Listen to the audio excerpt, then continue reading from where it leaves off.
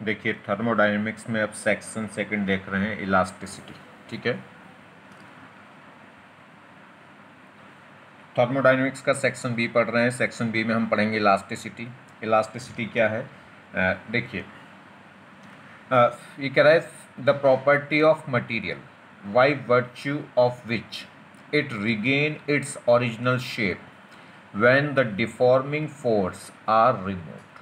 ठीक है, ये क्या कह रहा है कि अगर हम क्या करें, किसी भी मटेरियल की, किसी भी सब्सटेंस की, किसी भी ऑब्जेक्ट की वो प्रॉपर्टी, ठीक है, प्रॉपर्टी ऑफ मटेरियल, किसी भी मटेरियल की वो प्रॉपर्टी जो क्या करे, अपनी वापस ओरिजिनल फॉर्म में क्या आ जाए, रिगेन हो जाए, वापस आ जाए, अगर उससे क्या कर दें, डिफॉर्मिंग फोर्स हटा दें। जैसे रबर, रबर को हम क्या करें, रबर पे एक फोर्स लगाएं जिससे वो क्या हो जाएगी, स्ट्रेच हो जाएगी, और जो हमने फोर्स लगाया जिसकी वजह से वो क्या हो गई, उसकी डायमेंशन चेंज हो गई, उसे बोलते हैं डिफॉर्मिंग फोर्स। ठीक है, और जैसे ही हम क्या करेंगे, उस डिफॉर्मिंग फोर्स को हटाएंगे तो वो वापस अपनी ओरिजिनल फॉर्म में आ जाएगी। अब वापस अपनी ओरिजिनल फॉर्म को मेंटेन कर लेगी, तो इस प्रॉपर्टी को क्या बोलते हैं, इलास्टिसिटी। ठीक, जैसे ही हम क्या करेंगे, डिफॉर्मिंग फोर्स, देखिए जैसे हम डिफॉर्मिंग फोर्स लगाते हैं जो क्या करेगा, उसकी डायमेंशन को चेंज करता है, वैसे ही क्या है, एक रीस्टोरिंग फोर्स वर्क करता है। जैसे स्प्रिंग की बात करें तो स्प्रिंग को जब हम खींचेंगे तो क्या है, उसके साइड अपोजिट डायरेक्शन में एक फोर्स काम करने लगता है जिसको बोलते हैं रिस्टोरिंग फोर्स, और जो रिस्टोरिंग फोर्स चाहता है वापस उसे ओरिजिनल फॉर्म में लाना। ठीक है, जितना डिफॉर्मिंग फोर्स होगा उतना ही क्या होगा, रिस्टोरिंग फोर्स होगा। कब तक, जब तक इलास्टिक लिमिट है। अगर आप इलास्टिक लिमिट से ज़्यादा पहुंचा देंगे डिफॉर्मिंग फोर्स को तो फिर रिस्टोरिंग फोर्स क्या होता चला जाएगा, कम होता चला जाएगा, यानी कि डिफॉर्मिंग फोर्स बढ़ता चला जाएगा। एक लिमिट होती है, जैसे हमने क्या करा, किसी रबर पे या स्प्रिंग पे या किसी भी मटेरियल पे हमने मान लीजिए एक फोर्स लगाया, एक्सटर्नल फोर्स, जो क्या है, डिफॉर्मिंग फोर्स है। डिफॉर्मिंग फोर्स क्यों, क्योंकि वो डायमेंशन चेंज कर रहा है। तो जितना हम डिफॉर्मिंग फोर्स लगाएंगे उतना ही क्या है, रिस्टोरिंग फोर्स लग जाएगा। ठीक, और डिफॉर्मिंग फोर्स को बढ़ाऊंगा तो रिस्टोरिंग फोर्स और बढ़ जाएगा, डिफॉर्मिंग फोर्स और बढ़ाऊंगा तो रिस्टोरिंग फोर्स बढ़ जाएगा।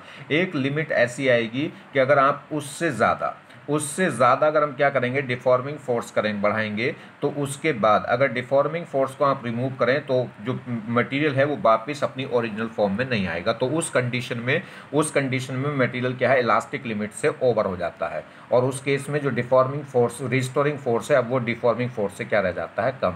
यानी कि इस लिमिट के बाद, अगर इलास्टिक लिमिट के बाद आप डिफॉर्मिंग फोर्स को बढ़ाएंगे तो रिस्टोरिंग फोर्स बढ़ना बंद हो जाता है, डिफॉर्मिंग फोर्स बढ़ता चला जाता है। ठीक है, तो अब वो वापस ओरिजिनल फॉर्म में नहीं आता। तो जिस फॉर्म तक क्या हो जाए, जिस लिमिट तक, जिस फोर्स की डिफॉर्मिंग फोर्स की लिमिट तक क्या हो जाए, मटेरियल अपनी नेचुरल फॉर्म में आ जाए, उसे बोलते हैं इलास्टिक लिमिट। तो दोबारा मैं एक बार पढ़ देता हूँ इसको। तो इलास्टिसिटी क्या है, द प्रॉपर्टी ऑफ मटेरियल है by virtue which it regain its original shape when the deforming force are remove. अगर किसी भी मटेरियल से डिफॉर्मिंग फोर्स को रिमूव कर दिया जाए तो वो वापस अपनी ओरिजिनल फॉर्म में आ जाता है, यानी कि उसका आ जाता है। इस नेचर को क्या बोलते हैं, इस प्रॉपर्टी को क्या बोलते हैं, मटेरियल की elasticity. With in elastic limit, एक लिमिट होती है इलास्टिक की, मतलब आप इतना डिफॉर्मिंग फोर्स लगाओगे तो उतने तक क्या है, वो वापस ओरिजिनल फॉर्म में रिटेन हो सकता है। अगर एक लिमिट से ज़्यादा आप डिफॉर्मिंग फोर्स लगा दोगे तो फिर वापस कभी भी वो क्या है, अपनी नेचुरल फॉर्म में नहीं आता, तो वो लिमिट से क्या हो जाता है, बाहर। तो with in the elastic limit, तो इलास्टिक लिमिट तक अगर है कोई भी मटेरियल इलास्टिक लिमिट के अंदर है तो उसका जो रिस्टोरिंग फोर्स है, रिस्टोरिंग फोर्स मतलब जो वापस सबको उसको ओरिजिनल फॉर्म में लाने की कोशिश करता है, वो हमेशा इक्वल होगा किसके, डिफॉर्मिंग फोर्स के। तो मटेरियल पे जितना डिफॉर्मिंग फोर्स लगाओगे उतना ही अपोजिट डायरेक्शन में इनसाइड क्या लगने लगता है, रिस्टोरिंग फोर्स, जो क्या करेगा, उसे वापस नेचुरल फॉर्म में लाने की कोशिश करता है। और जैसे ही इसको हटाएंगे तो एकदम ये क्या कर देगा, उसको नेचुरल फॉर्म में ला देगा। चलिए अब इसमें नेक्स्ट टर्म पढ़ेंगे, स्ट्रेस। स्ट्रेस होता क्या है, स्ट्रेस होता है रिस्टोरिंग फोर्स अपॉन एरिया। देखिए स्ट्रेस जनरली किताबों में लिख देते हैं फोर्स अपॉन एरिया। फोर्स कौन सा, डिफॉर्मिंग फोर्स नहीं, क्योंकि डिफॉर्मिंग और रिस्टोरिंग फोर्स इक्वल होते हैं कब, जब तक इलास्टिक लिमिट है। अगर इलास्टिक लिमिट से ओवर हो गया तो फिर डिफॉर्मिंग और रिस्टोरिंग फोर्स इक्वल नहीं होंगे। तो जो स्ट्रेस है वो इक्वल होती है रिस्टोरिंग फोर्स अपॉन एरिया। ठीक है, डिफॉर्मिंग फोर्स नहीं, रिस्टोरिंग फोर्स। रिस्टोरिंग फोर्स मतलब जो क्या करता है, वापस नेचुरल फॉर्म में लाता है किसी भी मटेरियल को। तो स्ट्रेस क्या होगा, स्ट्रेस एक तरीके से प्रेशर ही है, प्रेशर की यूनिट जैसा है। तो स्ट्रेस क्या होता है, फोर्स अपॉन एरिया, मगर कौन सा फोर्स, रिस्टोरिंग फोर्स। ठीक है, चलिए, रिस्टोरिंग फोर्स मतलब जो क्या करता है, यानी कि किसी भी सब्सटेंस की मटेरियल की डायमेंशन में चेंज का अपोज करता है, ये वापस क्या करेगा, उसे ओरिजिनल फॉर्म में लाने की कोशिश करेगा। यूनिट की अगर हम बात करें इसकी, तो एक फोर्स अपॉन एरिया है। तो फोर्स की यूनिट चाहे रिस्टोरिंग फोर्स हो, चाहे डिफॉर्मिंग फोर्स हो, कैसा भी फोर्स हो, फोर्स की यूनिट तो क्या होगी, न्यूटन, और एरिया की यूनिट क्या हो जाएगी, मीटर स्क्वायर। तो इसकी यूनिट क्या हो गई स्ट्रेस की, न्यूटन पर मीटर स्क्वायर। ठीक है, चलिए। अब स्ट्रेस भी तीन टाइप की होती है, एक तो नॉर्मल स्ट्रेस, एक शेयरिंग स्ट्रेस और एक बल्क स्ट्रेस। नॉर्मल स्ट्रेस क्या होगी, अगर जो फोर्स है, जो रिस्टोरिंग फोर्स है या डिफॉर्मिंग जो फोर्स है, अगर वो सरफेस के परपेंडिकुलर लग रहा है, यानी कि क्रॉस सेक्शन एरिया के परपेंडिकुलर लग रहा है, तो उससे जो स्ट्रेस जनरेट होगी उसे बोलते हैं नॉर्मल। अगर जो फोर्स है वो टेंजेंट के अलोंग लग रहा है, यानी कि टेंजेंशियल लग रहा है, ठीक है, सरफेस के, किसी भी सरफेस के टेंजेंशियल लग रहा है, तो कहलाता है शेयरिंग स्ट्रेस। उससे जो स्ट्रेस प्रोड्यूस होगी वो शेयरिंग स्ट्रेस। और जो फोर्स होगा, जो फोर्स क्या है, इस टाइप से सरफेस पे लगाओ, सरफेस के परपेंडिकुलर इस तरीके से लगाओ कि इसके वॉल्यूम को क्या करे, चेंज करे, तो उसे बोलते हैं बल्क स्ट्रेस। क्लियर होगी बात। तो ऐसा फोर्स जो क्या है, क्रॉस सेक्शन एरिया के परपेंडिकुलर लगे, तो वो प्रोड्यूस करता है नॉर्मल स्ट्रेस। ऐसा फोर्स जो टेंजेंट, सरफेस की टेंजेंट के अलोंग लगे, वो प्रोड्यूस करता है शेयरिंग स्ट्रेस। और ऐसा फोर्स जो क्या करे, वॉल्यूम को चेंज करे, वॉल्यूम डायमेंशन को चेंज करे, तो वो क्या कहलाता है, बल्क स्ट्रेस। चलिए, नॉर्मल स्ट्रेस की अगर हम बात कर लें, जैसे हमारे पास ये कोई वायर है, इस वायर है, तो इस वायर का क्रॉस सेक्शन एरिया हो गया, ये देखिए जो मैंने शेडेड कर रखा है, ठीक है। तो इसके परपेंडिकुलर जो फोर्स लगेगा एफ, जितना फोर्स इधर लग रहा होगा तो उतना फोर्स इधर लग रहा होगा, और ये क्या होगी, एलोंगेट होगी। तो ये क्या होगा, ये जो फोर्स है, ये जो फोर्स स्ट्रेस प्रोड्यूस करेगा, वो क्या कहलाएगा, नॉर्मल स्ट्रेस। और वो कितनी होगी, जो नॉर्मल स्ट्रेस हो जाएगी वो क्या हो जाएगी, deforming force divided by Surf area कौन सा, क्रॉस सेक्शन एरिया। ठीक है, क्रॉस सेक्शन एरिया भी कौन सा, जिसके जो फोर्स के क्या है, परपेंडिकुलर है, तो फोर्स के परपेंडिकुलर वाला एरिया ध्यान रखना है। तो जो स्ट्रेस होगी वो क्या होगी, डिफॉर्मिंग फोर्स, वो क्या होगी, restoring force divided by area. मगर एरिया किसका होगा, एरिया ऑफ क्रॉस सेक्शन का। और एरिया ऑफ क्रॉस सेक्शन क्या है, जो फोर्स के क्या होता है, परपेंडिकुलर। कौन सा एरिया लेना, जो फोर्स के क्या है, परपेंडिकुलर। या कह लो वो फोर्स लेना है, या तो एरिया का कंपोनेंट लीजिए, या फोर्स का वो कंपोनेंट, फोर्स का वो कंपोनेंट लेना जो एरिया ऑफ क्रॉस सेक्शन के क्या है, परपेंडिकुलर। या फोर्स को ले लो, तो फोर्स डिवाइडेड बाय एरिया वो लेना है जो फोर्स के क्या हो, परपेंडिकुलर। चलिए, तो इस समय ये इससे क्या करेंगे, एलोंगेट करेंगे, अपोजिट लग रहे हैं, और ये इनसाइड लग रहा है, तो इसे क्या करेगा, ये कॉन्ट्रैक्ट करेगा, ये लेंथ को बढ़ाने की कोशिश करेगा और ये लेंथ को घटाने की कोशिश करेगा। तो इसमें जो नॉर्मल स्ट्रेस होगी वो क्या होगा, restoring force divided by perpendicular surface area, या कह सकते हैं फोर्स का वो कंपोनेंट जो एरिया के क्या है, परपेंडिकुलर डिवाइडेड बाय एरिया। ठीक है, तो जैसे यहाँ देखें, ये हमारे पास एक बॉक्स है, इस बॉक्स पे हमने क्या लगाया, ये फोर्स F लगाया, जो इस हॉरिजॉन्टल टेंजेंशियल पे, इसके अपवर्ड सरफेस पे है, इस अपवर्ड सरफेस पे एक फोर्स लग रहा है F, जो एक्स एक्सिस से कितना एंगल बना रहा है, थीटा। तो इसके दो कंपोनेंट होंगे, एक तो क्या है इस टाइप से, एक तो ये हो गया हॉरिजॉन्टल इसके टेंजेंशियल, और एक ये अपवर्ड। देखिए ऐसे बना रहा है ये एंगल थीटा, ऐसे। आगे बात समझ में नहीं, कैसे है ये एंगल, ऐसे। ना तो हॉरिजॉन्टल प्लेन द पेपर नहीं है, पेपर के प्लेन से कितना एंगल बना रहा है, थीटा, ये ऐसे है। ठीक है, तो इसके दो कंपोनेंट हो गए, एक तो इस प्लेन के ऊपर हो जाएगा हॉरिजॉन्टल कितना, एफ कॉस थीटा, जिससे एंगल बन रहा है उससे एफ कॉस थीटा, और एक हो जाएगा एफ साइन थीटा, कहाँ, वर्टिकली अप। ठीक है, एक क्या हो जाएगा, ये वर्टिकली अप। तो इसके दो कंपोनेंट होंगे, ये जो फोर्स लग रहा है ये हॉरिजॉन्टल वर्टिकल के बीच में है, ये फोर्स ये ऐसे है कहीं यहाँ, जैसे एरोप्लेन उड़ता है इस टाइप से। ठीक है, तो उससे हॉरिजॉन्टल से एंगल कितना बन रहा है, थीटा, और वर्टिकल से एंगल कितना हो जाएगा, वो 90 माइनस थीटा। तो अगर इस एफ का कंपोनेंट देखूँ हॉरिजॉन्टल के अलोंग, यानी कि टेंजेंट के अलोंग, इस सरफेस की टेंजेंट के अलोंग, तो वो कितना है, एफ कॉस थीटा, और पर सरफेस ये एरिया है, इस एरिया का क्रॉस सेक्शन, यानी कि एरिया के परपेंडिकुलर, या कह सकते हैं एरियल वेक्टर और फोर्स वेक्टर क्या होने चाहिए, एक दूसरे के अलोंग। देखिए ये सरफेस एरिया है, इस एरिया का अगर एरियल वेक्टर देखूं तो एरियल वेक्टर हमेशा सरफेस के क्या होता है, परपेंडिकुलर। तो ये जो एरिया होगा, इस एरिया की डायरेक्शन वही होनी चाहिए जो किसकी होनी चाहिए, फोर्स की। तो यहाँ पे क्या होगा, फोर्स अगर ऊपर है तो इस सरफेस का एरियल वेक्टर भी कहाँ होगा, अपवर्ड। तो या तो फोर्स हो सरफेस के परपेंडिकुलर, या कह लो फोर्स, कौन सा फोर्स लेना, जो एरियल वेक्टर के पैरेलल हो, क्योंकि एरियल वेक्टर हमेशा सरफेस एरिया के क्या होता है, परपेंडिकुलर।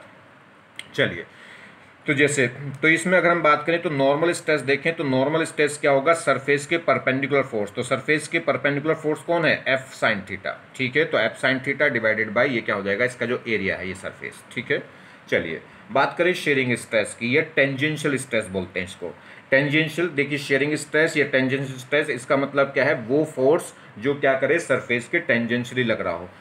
ऐसा फोर्स जो सरफेस के टेंजेंशियली लग रहा हो उससे जो स्ट्रेस प्रोड्यूस होगी उसे क्या बोलते हैं, टेंजेंशियल स्ट्रेस या शेयरिंग स्ट्रेस। जैसे ये एफ कॉस थीटा, ये इसकी अपर सरफेस के बिल्कुल टेंजेंशियल लग रहा है, ठीक है।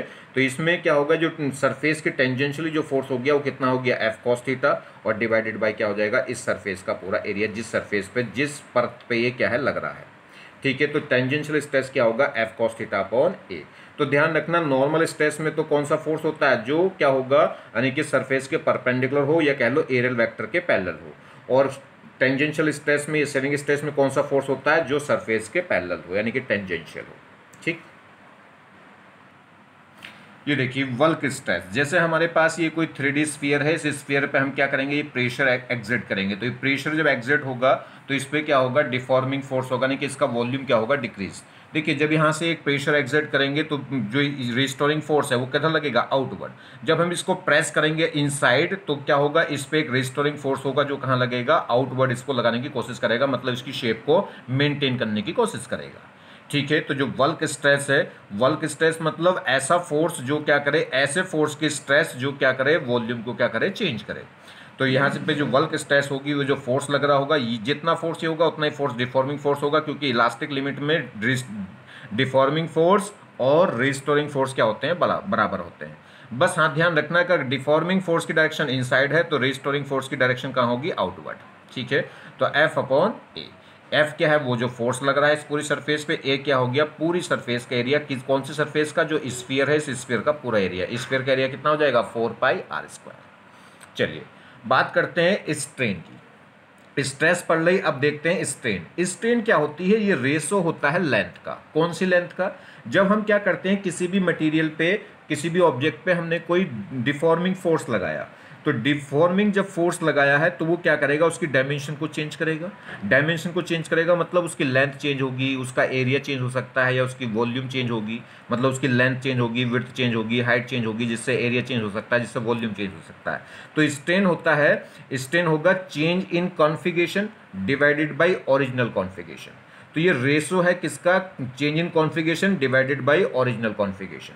तो कॉन्फिगरेशन में जो चेंज हुआ उसका रेशो है किसके रेस्पेक्ट में, ओरिजिनल कॉन्फिगरेशन के रेस्पेक्ट में, मतलब change in length divided by original length, ठीक है। जैसे कोई वायर ले ले, उस वायर पे टेंजेंशियली नॉर्मली हम क्या कर दें, एक फोर्स लगा दें, तो वो फोर्स क्या करेगा, उसकी लेंथ को चेंज करेगा, तो उसकी लेंथ में change divided by original length, ठीक है। तो जो स्ट्रेन है वो एक रेशो है किसका, change in configuration divided by original configuration. ये भी तीन टाइप की होगी, लॉन्गिट्यूडनल स्ट्रेन, वॉल्यूमेट्रिक स्ट्रेन और शेयरिंग स्ट्रेन, ठीक है। लॉन्गिट्यूडनल स्ट्रेन की बात करें, लॉन्गिट्यूडनल स्ट्रेन का मतलब है जो क्या करे, लेंथ में चेंज करेगा, ठीक है। लॉन्गिट्यूडनल स्ट्रेन का मतलब हो गया जो लेंथ में चेंज करे, तो change in length divided by original length, ठीक है। तो नाम से पता चल जाएगा, लॉन्गिट्यूडनल यानी कि लेंथ में चेंज करा होगा। स्ट्रेन का मतलब है कॉन्फिगरेशन में चेंज का रेशो, ठीक है। और लॉन्गिट्यूडनल मतलब क्या हो गया, लेंथ में, तो change in length divided by original length. ऐसे वॉल्यूमेट्रिक स्ट्रेन, तो नाम से पता चल रहा है कि वॉल्यूमेट्रिक स्ट्रेन मतलब कॉन्फिगरेशन में चेंज है, यानी कि रेशो है किसका, कॉन्फिगरेशन का रेशो है। और वॉल्यूमेट्रिक मतलब वॉल्यूम में, तो change in volume divided by original volume. तो जो स्ट्रेन हुई, स्ट्रेन यूनिट लेस होगी, इसकी कोई भी यूनिट नहीं होगी, क्योंकि ये क्या है, रेशो है किसका, कॉन्फिगरेशन का। अगर जैसे मान लीजिए change in length upon original length, अगर लेंथ चेंज इन लेंथ की भी डायमेंशन होगी मीटर, तो इसकी भी क्या होगी, मीटर, तो मीटर अपॉन मीटर क्या होगी, कोई डायमेंशन नहीं आएगी, तो इसकी कोई यूनिट नहीं होगी, यूनिट लेस होगा। जब यूनिट भी नहीं होगी और डायमेंशन भी नहीं होगी तो डायमेंशन लेस और यूनिट लेस। तो स्ट्रेन क्या होती है, रेशो होता है कॉन्फिगरेशन का, इसलिए क्या है, लेंथ अपॉन लेंथ या वॉल्यूम अपॉन वॉल्यूम या एरिया अपॉन एरिया, ठीक है। तो वो क्या आएगा, डायमेंशन क्या हो जाएगी उसकी जीरो, और यूनिट भी क्या हो जाएगी, जीरो, तो यूनिट लेस होगी और डायमेंशन लेस होगी। शेयरिंग स्ट्रेन की बात करें, शेयरिंग स्ट्रेन में वही मैंने आपको क्या बताया, किसी भी सरफेस के आप क्या करें, जैसे हमारे पास एक कॉपी है, इस कॉपी के इस पेपर पे, इस अपर पेपर पे, इस ऊपर वाले पेपर पे सिर्फ मैं क्या करा दूं, एक टेंजेंशियली फोर्स लगा दूं, तो वो क्या करेगा, इसकी परत को आगे ले जाएगा, इस पेपर को आगे खींच देगा।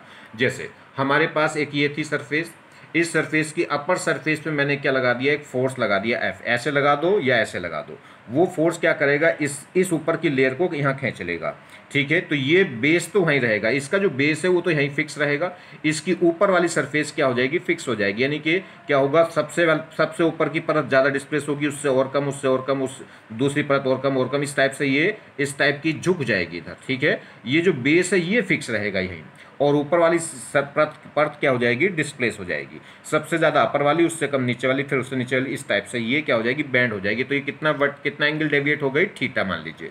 कितना डिस्प्लेस होके, डेल्टा एल। तो ये जो अपर परत है वो कितना डिस्प्लेसमेंट हो गया उसमें, डेल्टा एल का, और ये एंगल कितना डिस्प्लेस हो गया, थीटा। और अगर ये टोटल लेंथ कितनी थी, एल। तो देखिए, तो शेयरिंग स्ट्रेन कैसे निकलेगी, शेयरिंग स्टेट में, यानी कि शेयरिंग जो स्ट्रेन है, स्ट्रेन मतलब है रेशो किसका, कॉन्फ़िगरेशन का। तो ये क्या है, थीटा। थीटा क्या कहलाएगी, शेयरिंग स्ट्रेन कहलाएगी। थीटा जैसे, थीटा को शेयरिंग स्ट्रेन क्यों बोल रहे हैं, जैसे tan theta, sine theta, cos theta आप निकालें तो साइन थीटा क्या होता है, लेंथ अपॉन लेंथ, या टेन थीटा भी क्या होता है, लेंथ अपॉन लेंथ। जैसे साइन थीटा है परपेंडिकुलर अपॉन हाइपोटेन्यूस, तो परपेंडिकुलर भी एक लेंथ है और हाइपोटेन्यूस भी एक लेंथ है। तो इसलिए हम क्या कह सकते हैं, तो थीटा, तो शेयरिंग स्ट्रेन को किससे इंडिकेट करते हैं, थीटा से। तो थीटा क्या है, शेयरिंग स्ट्रेन कहलाएगी। ठीक है, ये क्या होगा, अब देखिए, ये हमारे पास कोई एक लेयर थी, इस पर हमने क्या लगा दिया, टेंजेंशियल फोर्स लगाया। कौन सा फोर्स लगाया, टेंजेंशियल, मतलब एक टेंजेंट के लॉन्ग। ठीक है, ये टेंजेंशियल फोर्स लगा दिया एफ। इस फोर्स एफ लगाने से ये अपर जो परत है वो कितना डिस्प्लेस हो गई, डेल्टा एल। और इसकी जो हाइट थी यहाँ से ग्राउंड से वो कितनी थी, एल थी। और ये कितना एंगल के फॉर्म में देखें तो कितना डिस्प्लेस हो गया, थीटा। तो यहाँ से देखें, अगर मैं टेन थीटा निकालूं तो टेन थीटा होता है परपेंडिकुलर अपॉन बेस, एंगल के सामने वाली साइड होती है परपेंडिकुलर, और ये होगा हाइपोटेनियस वो बेस, और 90 के एंगल के सामने वाला होता है हाइपोटेनियस। तो ये परपेंडिकुलर हो गया, बेस हो गया। अगर मैं टेन थीटा निकालूं तो परपेंडिकुलर अपॉन बेस, परपेंडिकुलर है कौन, डेल्टा एल, और बेस है कौन, एल। तो डेल्टा एल अपॉन एल। चलिए, मगर जो थीटा है वो बहुत छोटा होगा, जब हम इस पर फोर्स लगाएंगे तो हल्का सा डिस्प्लेस हो गया होगा। ये तो बड़ा सा डिस्प्लेसमेंट मैंने इसलिए दिखा रखा है जिससे आपको समझ में आ जाए। ठीक है, तो साइन थीटा जो, since theta is very small, ये थीटा बहुत छोटा सा होता है, तो जब थीटा बहुत छोटा होगा तो टेन थीटा ऑलमोस्ट क्या हो जाता है, थीटा। तो हम टेन थीटा की वैल्यू क्या आ गई थी, डेल्टा एल अपॉन एल। तो यानी कि टेन थीटा को क्या लिख सकते हैं, थीटा। तो थीटा किसके इक्वल हो गया, डेल एल अपॉन एल। ये क्या है, शेयरिंग स्ट्रेन हो गया। यानी कि कैसी स्ट्रेन आ गई, वही जैसे लॉन्गिट्यूडल स्ट्रेन आई थी। ठीक है, हुक्स लॉ क्या है, हुक्स लॉ रिलेशन देता है स्ट्रेन और स्ट्रेस के बीच में। स्ट्रेस और स्ट्रेस के बीच में, देखिए, स्ट्रेस और स्ट्रेन के बीच में एक रिलेशन देता है, वो क्या है, हुक्स लॉ। हुक्स लॉ क्या कहता है, according to the Hooke's law within elastic limit, यानी कि जब तक इलास्टिक लिमिट क्या है, मेंटेन है। इलास्टिक लिमिट कब तक मेंटेन रहेगी, अगर मटेरियल पे हम क्या करें, डिफॉर्मिंग फोर्स हटाने से रिस्टोरिंग फोर्स उसको वापस ओरिजिनल फॉर्म में ले आए, तो उस लिमिट को क्या बोलते हैं, इलास्टिक लिमिट। ठीक है, वो मैक्सिमम डिफॉर्मिंग फोर्स, वो मैक्सिमम या कह सकते हैं वो मिनिमम फोर्स, ऐसे कहो कि वो मिनिमम डिफॉर्मिंग फोर्स जिस तक क्या है, चीज़ें वापस अपनी ओरिजिनल फॉर्म में आ जाएं, तो वो क्या कहलाएगी, इलास्टिक लिमिट। तो हुक्स लॉ कहता है कि जब तक इलास्टिक लिमिट मेंटेन है, और जैसे यानी कि अगर हमने क्या करा, डिफॉर्मिंग फोर्स इतना कर दिया कि वो इलास्टिक लिमिट से बाहर निकल जाए, तो फिर ये एप्लीकेबल नहीं होगा। ठीक, तो according to Hooke's law within the elastic limit stress directly proportional होती है स्ट्रेन के, मतलब जितनी ज़्यादा स्ट्रेस लगाओगे उतनी ज़्यादा क्या होगी, स्ट्रेन होगी।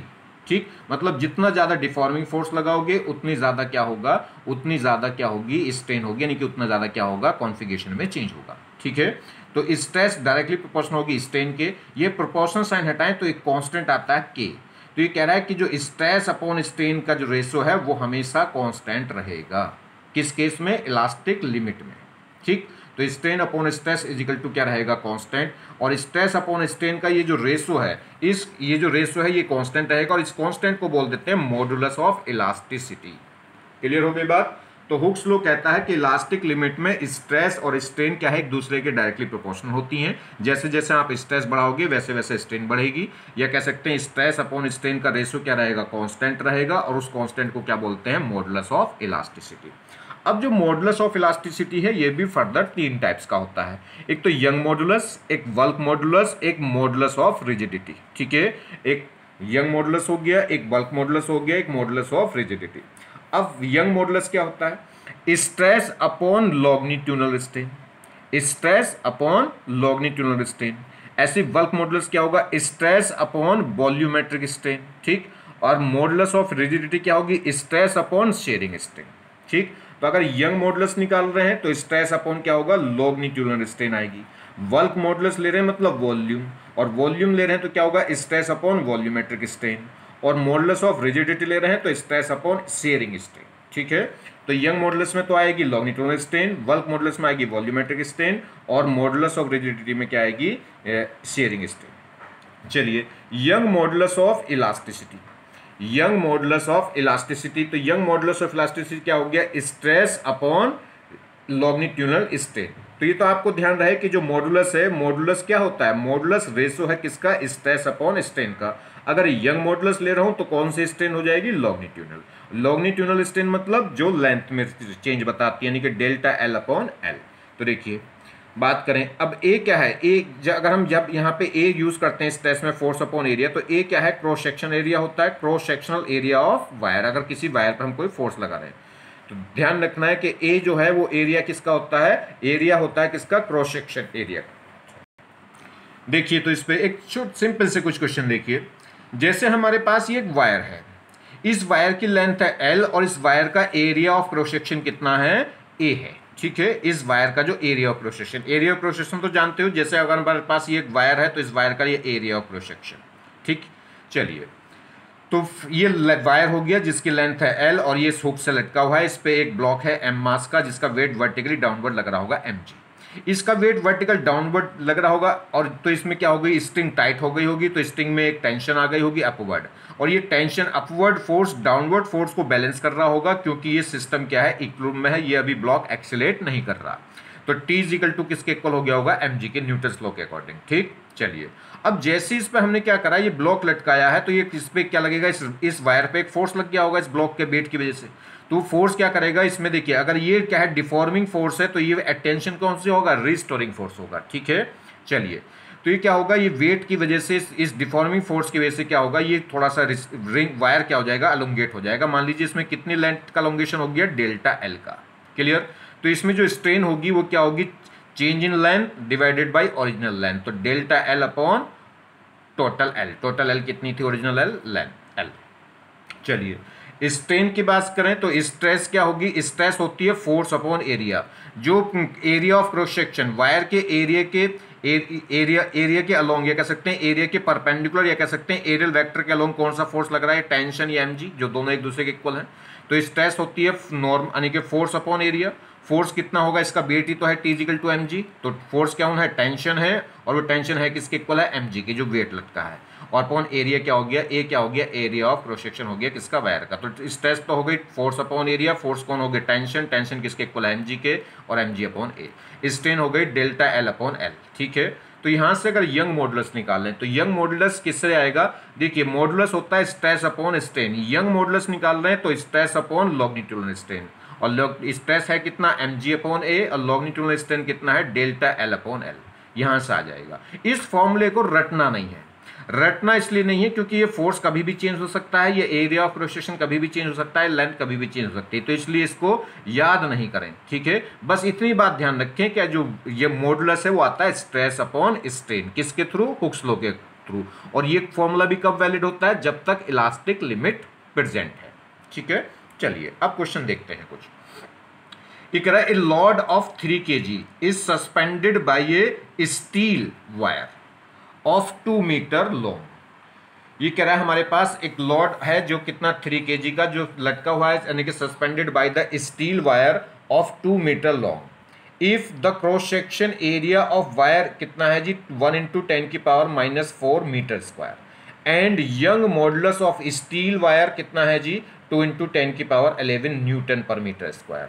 कैलकुलेट, कह रहा है then calculate the following parts, क्या स्ट्रेस बतानी है, लॉन्गिट्यूडनल स्ट्रेन बतानी है, और elongation in the steel wire बताना है। तो देखिए ये हमारे पास एक स्टील वायर हो गया जिसकी लेंथ कितनी बता रखी, ओरिजिनल लेंथ कितनी बता रखी है, इनिशियल लेंथ कितनी बता रखी, 2 मीटर, और इस पर एक लोड लटका हुआ है 3 kg का, तो उसका वेट डाउनवर्ड लग जाएगा 3g। ये वेट डाउनवर्ड एक्ट होगा तो इस पर एक टेंशन लग जाएगी अपवर्ड, जिससे क्योंकि ये क्या है, इक्विलिब्रियम में है, अभी कोई एक्सीलरेट नहीं कर रहा, तो अपवर्ड फोर्स डाउनवर्ड फोर्स को बैलेंस करेंगे, तो T किसके इक्वल हो जाएगी, 3g के। ठीक, चलिए स्ट्रेस की बात करते हैं। तो स्ट्रेस होगी फोर्स अपॉन एरिया। फोर्स क्या है, जो सरफेस के परपेंडिकुलर लग रहा हो, या कह सकते हैं एरियल वेक्टर के अलोंग लग रहा हो, वो टेंशन ही तो है, और टेंशन अपॉन एरिया। टेंशन है किसके इक्वल, 3g के, तो टेंशन तो कितनी हो गई 3g, और एरिया उसने दे रखा है 1 × 10⁻⁴ मीटर स्क्वायर। वैल्यू रख दें, g की वैल्यू कितनी हो जाएगी, 10 ले लें, तो यहाँ से आंसर आ गया किसका, स्ट्रेस का। क्या यूनिट होगी इसकी अगर हम बात करें तो स्ट्रेस होता है फोर्स अपॉन एरिया यानी कि न्यूटन मीटर स्क्वायर। तो स्ट्रेस आ गई जी इतनी, 3 इसे सोल्व करेंगे तो आ गया 3 × 10⁵ न्यूटन मीटर स्क्वायर। पहला आंसर तो आ गया। अब वो कह रहा है यंग हमसे कह रहा है लॉन्गिट्यूडनल स्ट्रेन बताओ। लॉन्गिट्यूडनल स्ट्रेन बताओ तो मुझे स्ट्रेस पता है और एक स्टील के वायर का क्या है, यंग मॉडुलस पता है वाई। जब वाई पता और स्ट्रेस पता है तो क्या निकल जाएगी, स्ट्रेन निकल जाएगी। क्योंकि फॉर्मूला क्या है, हुक्स लॉ के अकॉर्डिंग ये यंग मॉडुलस है वो होगा, यानी कि जो मॉडुलस है वो होगा स्ट्रेस अपॉन स्ट्रेन। ठीक, स्ट्रेस मुझे पता है और ये पता है तो क्या निकल जाएगी, स्ट्रेन निकल जाएगी। तो स्ट्रेन इज इक्वल टू क्या हो जाएगी, देखिए स्ट्रेन को इधर और यंग मॉडुलस को इधर, तो स्ट्रेन इक्वल हो जाएगी स्ट्रेस अपॉन मॉडुलस। ठीक, स्ट्रेस कितनी आ गई 3 × 10⁵ और यंग मॉडुलस दे रखा है 2 × 10⁻11 किसका, स्टील का। तो यहाँ से स्ट्रेन आ गई। अब स्ट्रेन आ गई तो क्या निकल जाएगी मुझे, एलोंगेशन इन स्टील वायर निकल जाएगी। कैसे, क्योंकि स्ट्रेन होती है delta L upon L. Strain मुझे पता है, डेल्टा एल मुझे निकालनी है, ओरिजिनल लेंथ मुझे मालूम है कितनी 2। ठीक है, इसकी स्ट्रेन की कोई यूनिट नहीं होगी, ध्यान रखना, क्योंकि स्ट्रेन क्या होती है, यूनिट लेस। तो देखिए अब क्या करेंगे, थर्ड पार्ट निकालेंगे। क्या निकालना है थर्ड पार्ट में, मुझे एलोंगेशन इन वायर निकालना है, वायर में कितना एलोंगेशन हुआ। तो स्ट्रेन क्या होती है, स्ट्रेन इक्वल होगी, जो लॉन्गिट्यूडनल स्ट्रेन है वो स्ट्रेन होगी change in length divided by original length. ये स्ट्रेन मुझे मालूम है, ओरिजिनल लेंथ मुझे मालूम है, तो बस क्या निकल जाएगी, चेंज इन लेंथ निकल जाएगी। ये स्ट्रेन कितनी आ गई थी 1.5 × 10⁻⁶। चेंज इन लेंथ मुझे निकालना है और ओरिजिनल लेंथ मुझे पता था 2 मीटर। बस सोल्व कर देंगे, 2 की इधर मल्टीप्लाई हो जाएगी, कितना आ जाएगा 3 × 10⁻⁶ मीटर का क्या हो जाएगा, एलोंगेशन हो जाएगा। तो यही एलोंगेशन कहलाता है, ठीक है, जो चेंज इन लेंथ होगा। नेक्स्ट प्रॉब्लम देखिए, ये बड़ी अच्छी प्रॉब्लम है। ये कह रहा है in the following figure where should mass is suspended in order to produce equal stress in both the wire. ये दो वायर हैं, ठीक है, दोनों, एक वायर स्टील का है, एक वायर कॉपर का है। दोनों के बीच में जो सेपरेशन है वो कितना है, 2 मीटर का, और इस हुक से ये लटके हुए हैं। ठीक, ये कह रहा है एक m मास का पार्टिकल वो कहाँ इस तख्ती पर रखूं। ये मान लीजिए एक तख्ती लगा दे यहाँ से, या मान लीजिए किसी भी तरीके से रोका हुआ है इसने यहाँ। तो ये जो m मास का एक पार्टिकल है जो p पॉइंट पर रखा जाना है, तो ये कह रहा है ये p पॉइंट कहाँ, इस p पॉइंट की पोजीशन बताइए जिससे इन दोनों में स्ट्रेस क्या आए, सेम आए। ठीक है, इन दोनों में स्ट्रेस क्या हो, सेम हो। तो इसकी पोजीशन बताइए इस m मास की p पॉइंट पे कहाँ हो, यानी कि जो p पॉइंट है वो कहाँ हो। मान लीजिए वो p पॉइंट इससे कितनी दूरी पे x पे है, अगर इससे स्टील वायर से कितनी दूरी पे x पे है, तो कॉपर वायर से कितना होगा 2 - x, क्योंकि टोटल सेपरेशन कितना है 2 मीटर। चलिए अब इस क्वेश्चन को कैसे करूंगा, देखिए दो बातें समझिए। इसका वेट वर्टिकल डाउनवर्ड लगेगा, वेट डाउनवर्ड कौन होगा, सिर्फ इस m का मास। ठीक, इनका तो कोई मास दे नहीं रखा, मास लेस मान रखे एक तरीके से। तो इसका इस ब्लॉक, ये जो m मास का ब्लॉक है, यानी कि m मास का जो ऑब्जेक्ट है कोई, इसका वेट डाउनवर्ड लगेगा mg, और ये अपवर्ड इसमें टेंशन आ जाएगी। मान लीजिए दोनों में, अभी तो मैंने T1 T2 दे दी, नाम दे दिया T1 T2, हो सकता है दोनों में सेम भी हो और दोनों में डिफरेंट भी हो। तो इसका वेट डाउनवर्ड लगेगा और ये अपवर्ड लगेंगी टेंशन। इन दोनों टेंशनों का सम इक्वल बैलेंस करेगा mg को, पहली कंडीशन। तो ये ट्रांसलेशन इक्वल में है, कहीं कोई ये जो तख्ती है, ये जो m मास है एक्सीलरेट नहीं कर रहा, तो इसमें अपवर्ड फोर्स डाउनवर्ड फोर्स की क्या होनी चाहिए, इक्वल होनी चाहिए। ठीक, दूसरी बात, जब ये इक्वल में है तो ये मूव भी नहीं कर रहा, ये जो तख्ती है ये ऐसे रोटेट भी नहीं कर रही, ना तो ट्रांसलेशन एक्सीलरेशन कर रही है, ना ही ये रोलिंग मोशन कर रही है। जब रोटेट नहीं कर रही तो इन सात जितने भी इस तख्ती पे फोर्स लग रहे होंगे, एक T2, एक T1, एक mg, इन सबका टॉर्क भी क्या होना चाहिए, जीरो। टॉर्क जीरो होना चाहिए, बात खत्म हो जाएगी, आंसर आ जाएगा। आगे बात समझ में नहीं, ये क्या है, ये जो तख्ती है जिस पे m मास का पार्टिकल रखा हुआ है, ये बिल्कुल इक्विलिब्रियम में है, और जब इक्विलिब्रियम में है तो इस पे जो ट्रांसलेशन यानी कि एक्सटर्नल फोर्स क्या होना चाहिए, जीरो, मतलब अपवर्ड्स फोर्स डाउनवर्ड फोर्स के इक्वल होनी चाहिए, और इस पे एक्सटर्नल टॉर्क भी क्या होना चाहिए, जीरो होना चाहिए। तो जब भी कोई चीज़ इक्विलिब्रियम में हो, रोटेशन मोशन में अभी जस्ट मैंने आपको पढ़ाया था, तो आप क्या करेंगे, एक्सटर्नल फोर्स जीरो कर देंगे और टॉर्क क्या कर देंगे, जीरो कर देंगे। चलिए क्या क्या गिवन है मुझे, और इस डायग्राम में एक तो उन्होंने दिया है कि यंग मॉडुलस दे रखा है स्टील वायर का, स्टील वायर का मॉडुलस दे रखा है 2 × 10⁻11 न्यूटन मीटर स्क्वायर। ठीक, और मॉडुलस दे रखा है कॉपर वायर का कितना, 1 × 10⁻11 न्यूटन मीटर स्क्वायर, और साथ में क्या देखा है, एरिया ऑफ क्रॉस सेक्शन दे रखा है स्टील वायर का कितना, 10⁻⁻4 मीटर स्क्वायर, और क्या दे रखा है, area of cross section copper wire का दे रखा है 2 × 10⁻4 मीटर स्क्वायर। ये वैल्यू और इसमें दे रखी है। चलिए इक्वल स्ट्रेस, वो कह रहा है कि स्ट्रेस दोनों में क्या है, इक्वल आए, तो इस m मास की पोजीशन बताओ, यानी कि p पॉइंट की पोजीशन बताओ। तो इक्वल स्ट्रेस आनी है, तो इस स्ट्रेस यानी कि स्टील वायर का स्ट्रेस इक्वल होना चाहिए कॉपर वायर का स्ट्रेस, पहली तो कंडीशन यही है। ठीक है, वो कह रहा है कि स्टील वायर का स्ट्रेस और कॉपर वायर का स्ट्रेस क्या हो जाए, इक्वल हो जाए, तो इस पी पॉइंट की पोजीशन बताओ। तो दो हमने क्या करेंगे, तो इक्वल स्ट्रेस के लिए क्या करा है, स्टील वायर का स्ट्रेस इक्वल कर दिया कॉपर वायर का स्ट्रेस। स्ट्रेस निकलता किससे है जी, स्ट्रेस आएगा किससे, स्ट्रेस होता है फोर्स अपॉन एरिया। तो स्टील वायर में फोर्स कौन है, जो रिस्टोरिंग फोर्स है वो टेंशन ही तो है T1, ठीक है। देखिए तो टेंशन, इसमें जो भी टेंशन, जो भी फोर्स डेवलप होगा इस समय क्या होगा, टेंशन ही तो दिया मैंने ना। तो इसमें जो रिस्टोरिंग फोर्स है वो कौन है, टेंशन, और उसमें कौन है, इसमें भी टेंशन। तो यहाँ T1 है, वहाँ T2 है। तो स्ट्रेस होगी फोर्स अपॉन एरिया। तो कौन सा फोर्स, तो स्टील वायर में फोर्स कौन है, जो रिफॉर्मिंग यानी कि जो रिस्टोरिंग फोर्स है टेंशन है कौन, T1 upon area of steel wire, ठीक, इजिकल टू क्या होगा, स्ट्रेस निकालेंगे कॉपर वायर की, तो स्ट्रेस आएगी फोर्स अपॉन एरिया। फोर्स क्या होगा, टेंशन T2, और एरिया क्या है, एरिया ऑफ क्रॉस सेक्शन किसका, कॉपर वायर का। दोनों को क्या रख दिया, इक्वल रख दिया, इनकी वैल्यू रख ली। इसकी वैल्यू कितनी है 10 की पावर -4, इसकी वैल्यू कितनी है 2 × 10 की पावर -4। 10 की पावर -4 से 10 की पावर -4 गया, तो यहाँ से 2 इधर आ गया, तो T2 = आ गया 2T1। तो यहाँ एक रिलेशन तो ये आ गया कि जो T2 है वो 2 टाइम्स है किसके, T1 के। अब क्या करना है मुझे, अब मुझे टॉर्क क्या कर देना है, 0 कर देना है। अब P के अबाउट टॉर्क निकालो, और mg का टॉर्क क्या होगा, 0, ठीक है। आप क्या करें, टोटल टॉर्क क्या होगा, 0। मैं P पॉइंट का अबाउट टॉर्क निकाल रहा हूं, तो P कितने फोर्स हैं टोटल, एक तो mg है, एक T1 है, एक T2, ये 3 फोर्स हैं। मगर P पॉइंट के अबाउट टॉर्क निकाल रहा हूं तो mg किस पे लग रहा है, जस्ट P पे लग रहा है। तो जो फोर्स P पॉइंट पे लग रहा है तो उसकी वजह से तो टॉर्क क्या हो जाएगा, 0। तो mg का टॉर्क तो P पॉइंट पे क्या हो जाएगा, 0। क्यों, क्योंकि इसकी जो आर्म, जो लीवर आर्म होती है वो क्या हो जाएगी, 0, क्योंकि जो mg है डायरेक्ट P पॉइंट पे एक्ट हो रहा है, तो इसका जो लीवर आर्म है वो 0 हो जाएगा, तो इसका टॉर्क क्या हो जाएगा, 0। अब बात करें तो T1 का टॉर्क क्या होगा, तो T1 का टॉर्क होगा force into lever arm. Force तो कितना है T1, और लीवर आर्म कितनी है P पॉइंट से स्टील वायर की, x। और T2 का टॉर्क निकालें तो क्या होगा, फोर्स यानी कि T2 into lever arm. Lever arm उससे P पॉइंट की कितनी हो गई, 2 - x, किसकी, कॉपर वायर की।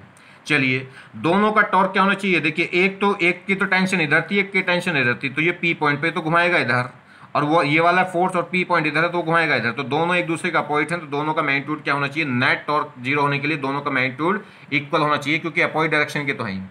देखिए अगर P पॉइंट यहाँ था तो T1 तो इधर थी और T2 इधर थी, तो T1 जो इधर है तो P पॉइंट की तरफ घुमाएगी ऐसे, कैसे, क्लॉकवाइज, और T2 इधर था, P पॉइंट ये था, तो कैसे घुमाएगी, एंटी क्लॉकवाइज। तो दोनों की रोटेशन तो अपोजिट, डायरेक्शन तो अपोजिट हो गई, बस मैग्नीट्यूड और इक्वल हो जाए, तो टॉर्क, नेट टॉर्क क्या हो जाएगा, 0 हो जाएगा। तो टॉर्क क्या हो जाएगा, स्टील वायर का इक्वल हो जाएगा टॉर्क इसका, कॉपर वायर का। तो दोनों के टॉर्क को इक्वल रख दो। अब मैं क्या रख सकता हूँ, T2 की जगह क्या रख सकता हूँ, 2T1, जो अभी हमने लिमिट निकाली थी, ठीक है। T1 T2 का रिलेशन निकाल लिया था, T2 = आया था 2T1, तो T2 की जगह रख दूंगा 2T1। यहाँ से T1 भी कैंसिल, तो यहाँ से एक इक्वेशन बन गई, इसको सॉल्व कर लेंगे। तो यहाँ से x = कितना आ गया, 4/3 मीटर।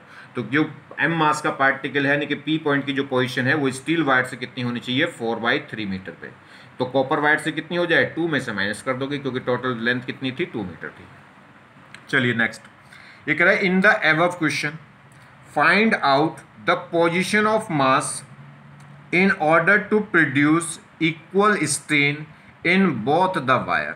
वो कह रहा है अब इसी ऊपर वाले क्वेश्चन को इस तरीके से सोल्व करना है। अभी तो पहले ऊपर वाले फर्स्ट में इस क्वेश्चन में क्या कहा गया था कि दोनों की स्ट्रेस इक्वल थी। वो कह रहा है कि अब के एम मास की या P पॉइंट की पोजीशन, इनके एम मास की पोजीशन इस ऑर्डर में निकालो कि दोनों वायरों में, स्टील और जो कॉपर का वायर है, दोनों वायरों में स्ट्रेन सेम रहे। ठीक है जी, अब के क्या कह रहा है, स्ट्रेन सेम रहे। तो देखिए in the above question find out the position of mass in order to produce equal strain in both the wire. तो आपके हमें स्ट्रेन इक्वल करनी है। स्ट्रेन क्या होगी, देखिए y = होता है stress upon strain Hooke's law के अकॉर्डिंग। तो अगर मैं स्ट्रेन निकालूंगा तो स्ट्रेन हो जाएगी स्ट्रेस अपॉन y। स्ट्रेस क्या होती है, फोर्स अपॉन एरिया। फोर्स है क्या, है कौन यहाँ, टेंशन। फोर्स कौन है, टेंशन ही तो है, तो T/A/y। चलिए मुझे अब क्या करना है, स्ट्रेस को इक्वल करना है। और स्ट्रेस का फॉर्मूला किससा आ गया, यानी कि स्ट्रेन का फॉर्मूला, स्ट्रेन को इक्वल करना है। स्ट्रेन का फॉर्मूला क्या आ गया, स्ट्रेस अपॉन यंग मॉडुलस। ठीक है, और स्ट्रेस किससे आएगी, फोर्स अपॉन एरिया से। चलिए फोर्स कौन होगा, टेंशन होगी। तो क्या करेंगे, स्ट्रेन ऑफ स्टील इक्वल कर देंगे स्ट्रेन ऑफ कॉपर। अब ये तो कॉपर के लिए, तो कॉपर के लिए क्या होगा, strain stress upon Young modulus. तो स्ट्रेस कैसे निकलेगा, फोर्स अपॉन एरिया। फोर्स कितना है टेंशन, और टेंशन स्टील वायर में कितनी है T1, और एरिया क्या हो गया area of steel divided by Young modulus of steel is equal to होना चाहिए स्ट्रेन ऑफ कॉपर। स्ट्रेन कैसे निकलेगी stress upon Young modulus, stress क्या होगी फोर्स अपॉन एरिया, फोर्स कितना है कॉपर वायर में T2, और एरिया क्या है ये एरिया लिख देंगे कॉपर वायर का, और upon Young modulus of copper wire. दोनों को इक्वल रखिए, दोनों को वैल्यू क्या करें दोनों की वैल्यू को रखिए जी। कैसे रखेंगे वैल्यू, T1 तो ये रहा, steel of area of steel दे रखा है 10 की पावर -4, और यंग मॉडुलस ऑफ स्टील दे रखा है 2 × 10 की पावर -11, 2 × 10 की पावर 11। ऐसे यहाँ देखिए T2 अपॉन एरिया तो नीचे आ जाएगा कितना, कॉपर वायर का एरिया दे रखा था 2 × 10 की पावर 4, और यंग मॉडुलस ऑफ कॉपर दे रखा था 10 की पावर 11। 10 की पावर 11 से 10 की पावर 11 गया, 10 की पावर -4 से 10 की पावर -4 झड़ल, और इस 2 से 2 भी झड़ल, तो यहाँ से T1 इजिकल टू क्या आ गई T2। इस अब के जो कंडीशन है पहले स्ट्रेस इक्वल करी थी तो उसमें रिलेशन आया था T1 T2 इजिकल टू आ गया था 2T1। अब के स्ट्रेन दोनों की इक्वल कर ली तो अब के जो फॉर्मूला आ गया T1 T2 इक्वल आ गई।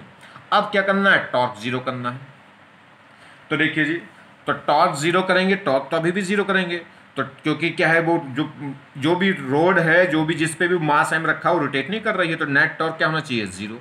तो टॉर्क किसका T1 का इजिकल टू लगा देंगे टॉर्क T2 का। अगर T1 से कितनी डिस्टेंस दूरी पे x पे, तो T2 से कितना हो जाएगा 2 - x पे, क्योंकि टोटल सेपरेशन कितना था 2 मीटर का। और आपके T1 T2 इक्वल करनी है तो T2 की जगह हम क्या रख देंगे T1 से T1 कट, तो आपका जो x आ जाएगा वो कितना आ गया 2x इजिकल टू 2, यानी कि x आ गया 1 मीटर। 1 मीटर का मतलब आपके जस्ट मिडिल में रख दीजिए आप।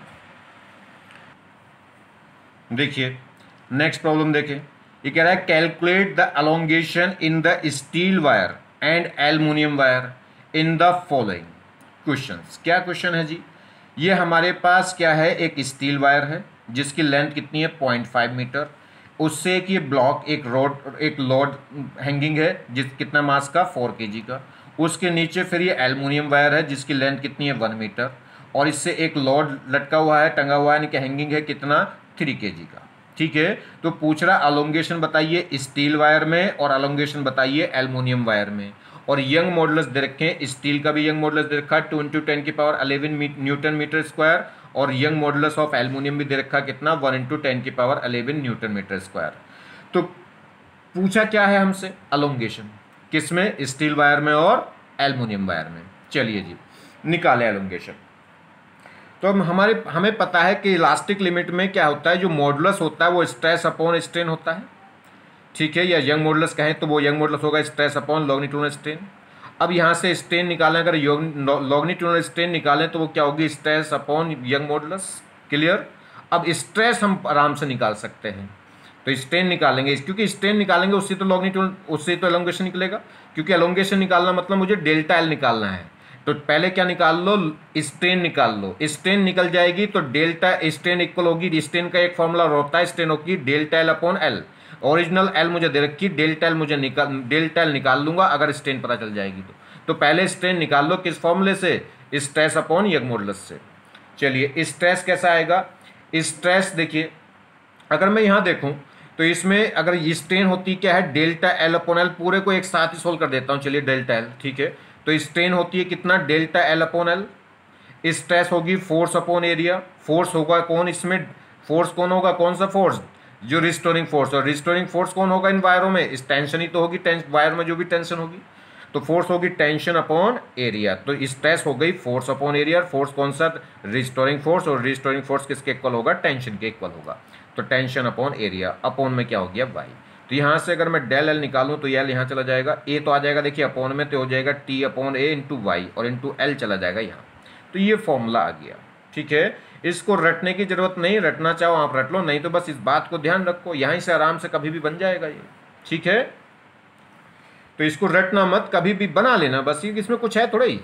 चलिए अब मुझे क्या निकालना, डेल्टा एल ही तो निकालना है, तो डेल्टा एल क्या हो गया एम जी, एम कौन कौन से भैया देखिए, तो डेल्टा एल मुझे निकालना। अब मुझे किसके लिए निकालना, अगर स्टील के लिए निकालना है तो स्टील का वायर यही तो है, स्टील के वायर, स्टील का जो वायर है वो स्टील के वायर में जो टेंशन होगी वो किस किस के वेट को बैलेंस कर रही होगी, इसको भी और इसको भी, यानी कि दोनों के वेट को रोक रखा होगा बेचारी ने इसने, इस टेंशन पे लोड किसका होगा, इन दोनों का।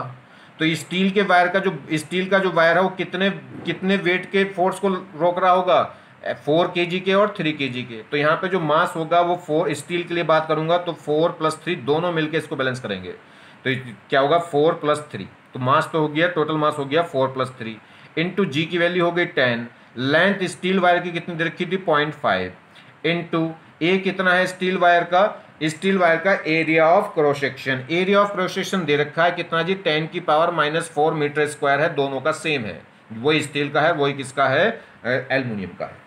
तो एरिया हो गया 10⁻⁴ और यंग मॉडुलस उन्होंने दे रखा है कितना 2 × 10⁻11 दे रखा है किसके लिए स्टील के लिए, तो यहाँ से सोल्व हो जाएगा।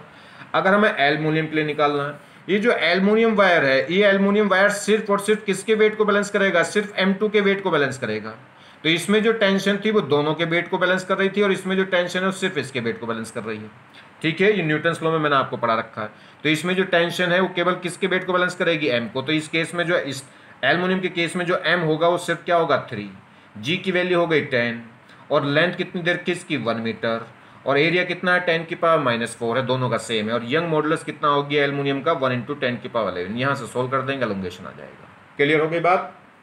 नेक्स्ट देखिए, ये कह रहा है calculate the radius of wire, calculate the radius of wire if the breaking, ये कह रहा है breaking stress of the material of the wire कितना है 2 × 10⁻11 न्यूटन मीटर स्क्वायर।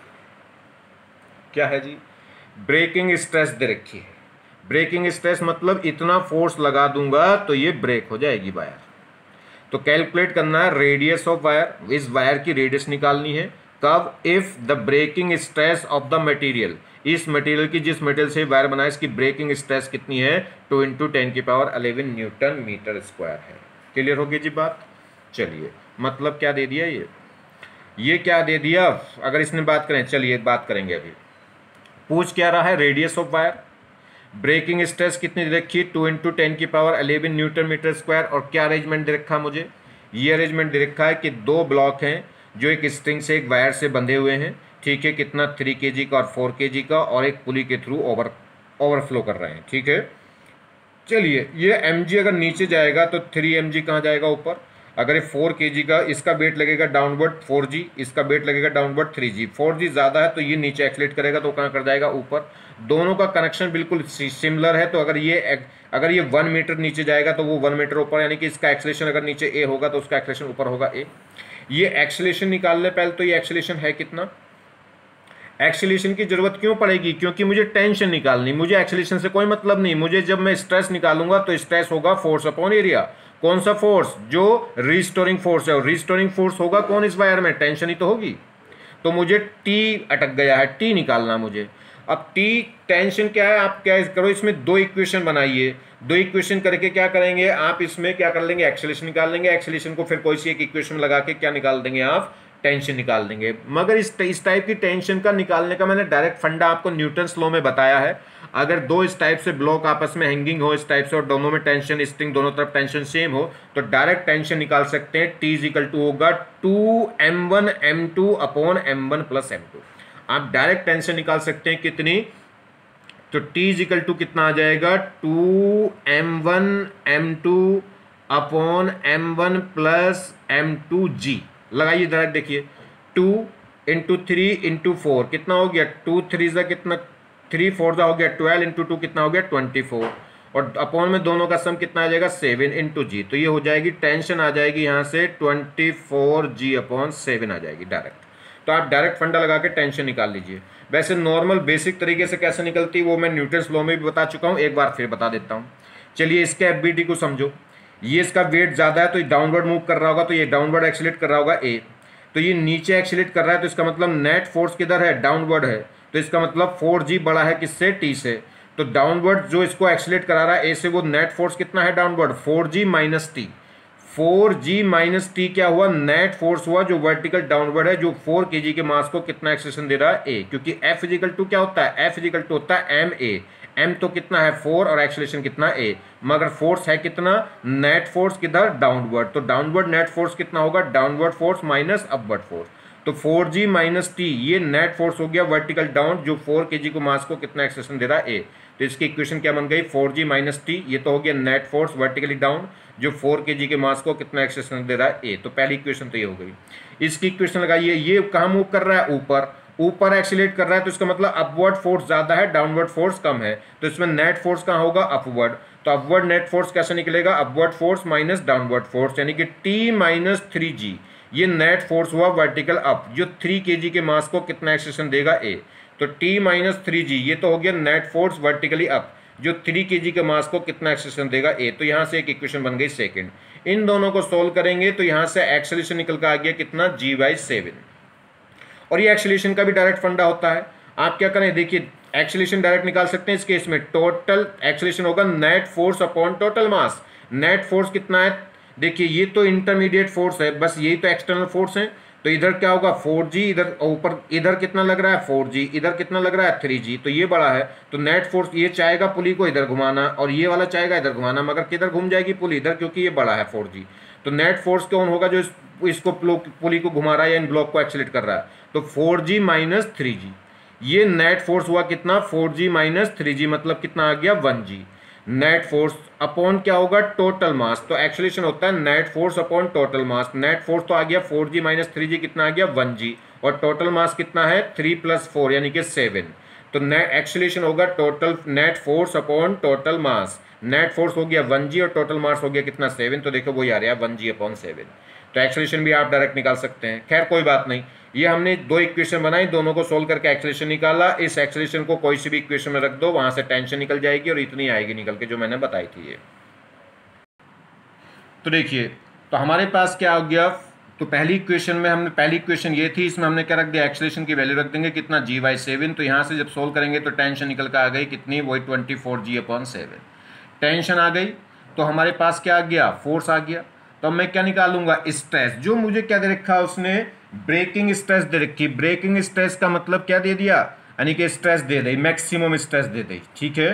तो स्ट्रेस क्या होती है, फोर्स अपॉन एरिया। स्ट्रेस की वैल्यू दे रखी 2 × 10⁻11। फोर्स कौन होगा, टेंशन होगी, वो टेंशन में निकाल चुका हूँ 4g/7। एरिया क्या होगा, πr²। क्यों रखा πr², क्योंकि रेडियस पूछ रहा है। जो वायर का जो एरिया ऑफ प्रोसेक्शन है वो क्या होगा, सर्किल मानते हैं, वायर के एरिया ऑफ प्रोसेक्शन को सर्किल मानते हैं, और सर्किल का एरिया कितना होगा πr², जहां r क्या होगी, रेडियस ऑफ सर्किल होगी, ठीक है। तो बस सारी वैल्यू रखिए, क्या निकाल लेंगे यहां से r। Next, calculate the mass of the block in terms of x, l, θ, y, जहां थीटा क्या है, वेरी स्मॉल। क्या है जी, ये एक अरेंजमेंट है, एक वायर था 2 जिसकी लेंथ कितनी थी 12, एक ही दोनों तरफ हुक्स में क्या है, यानी कि फिक्स है, ठीक।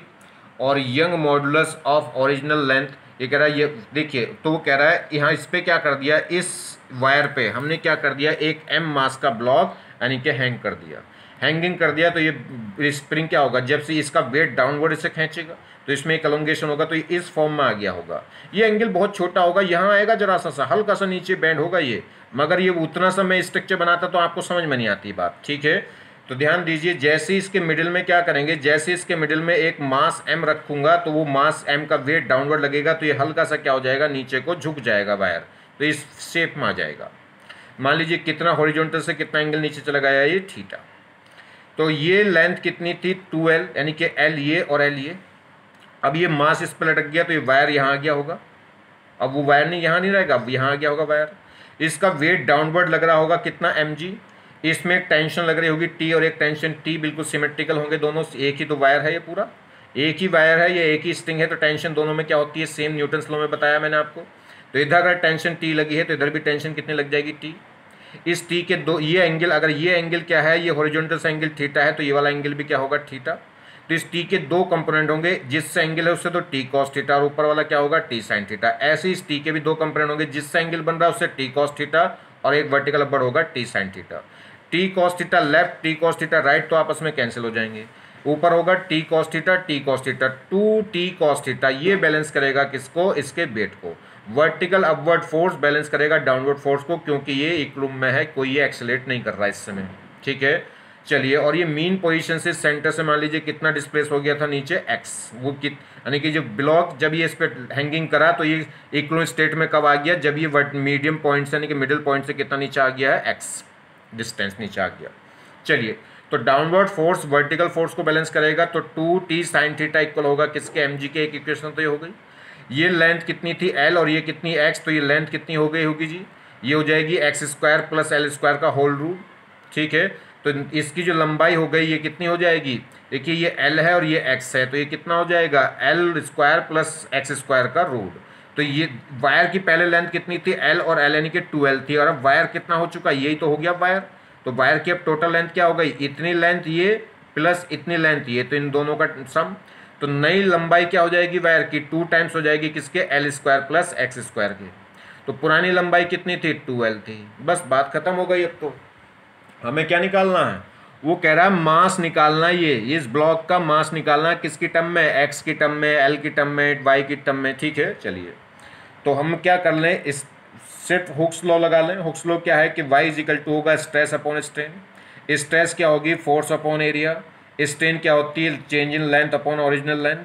ठीक, चलिए अगर हम बात करें यहाँ पे तो देखिए टेंशन, तो अब ये क्या है, अगर हम बात करें यहाँ से देखिए तो y स्ट्रेस क्या होगी, फोर्स अपॉन एरिया। फोर्स तो कौन है, वायर में जो फोर्स होगा वो टेंशन ही तो होगा। फोर्स मतलब कौन सा फोर्स, जो क्या करे, रिस्टोरिंग फोर्स। और रिस्टोरिंग फोर्स वायर में कौन है, टेंशन ही तो आ गई है, टेंशन ही तो डेवलप हुई ब्लॉक के लटकाने से। चलिए, तो टेंशन अपॉन एरिया इसको, और स्ट्रेन हो गई लेंथ अपॉन ओरिजिनल लेंथ। इसको मैं इधर ले जाऊं तो y into L upon 2l equal to हो गया t अपॉन ए।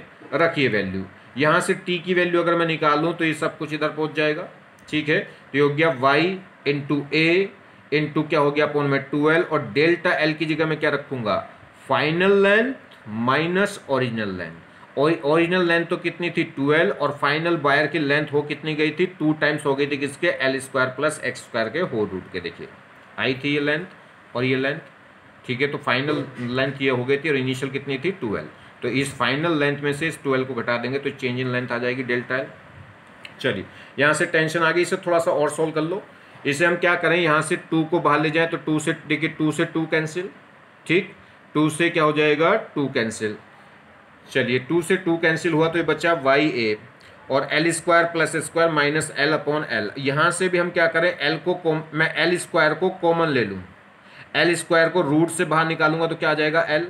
तो यहाँ क्या होगा, यहाँ बचेगा 1, यहाँ बचेगा x square upon L square. ठीक है, ठीक, और ये माइनस एल तो था ही।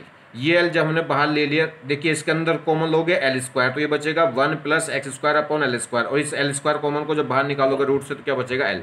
इस एल से भी एल गया, तो कितना बचा होगा, ये 1 plus x square plus L square का रूट लिख लो या पावर लगा दो 1/2 माइनस 1। क्या करा, इस एल और इस एल को कॉमन लेके बाहर लेके जब कैंसिल किया है। ठीक है, इस एल और इस एल में दोनों में कॉमन आ जाएगा एल, और वो एल इस एल से कैंसिल, तो नीचे भी 1 रह गया। अब बस अब तो इतना रह गया, ये वाई ए, इसे पूरे को, ये क्या है, बाइनोमियल एक्सपेंशन खोल दो इसकी।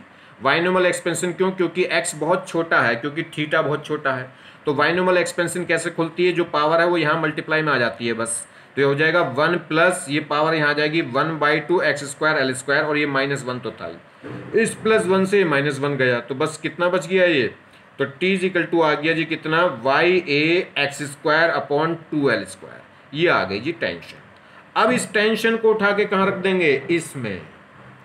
क्यों, क्योंकि मुझे क्या निकालना है, m निकालना है।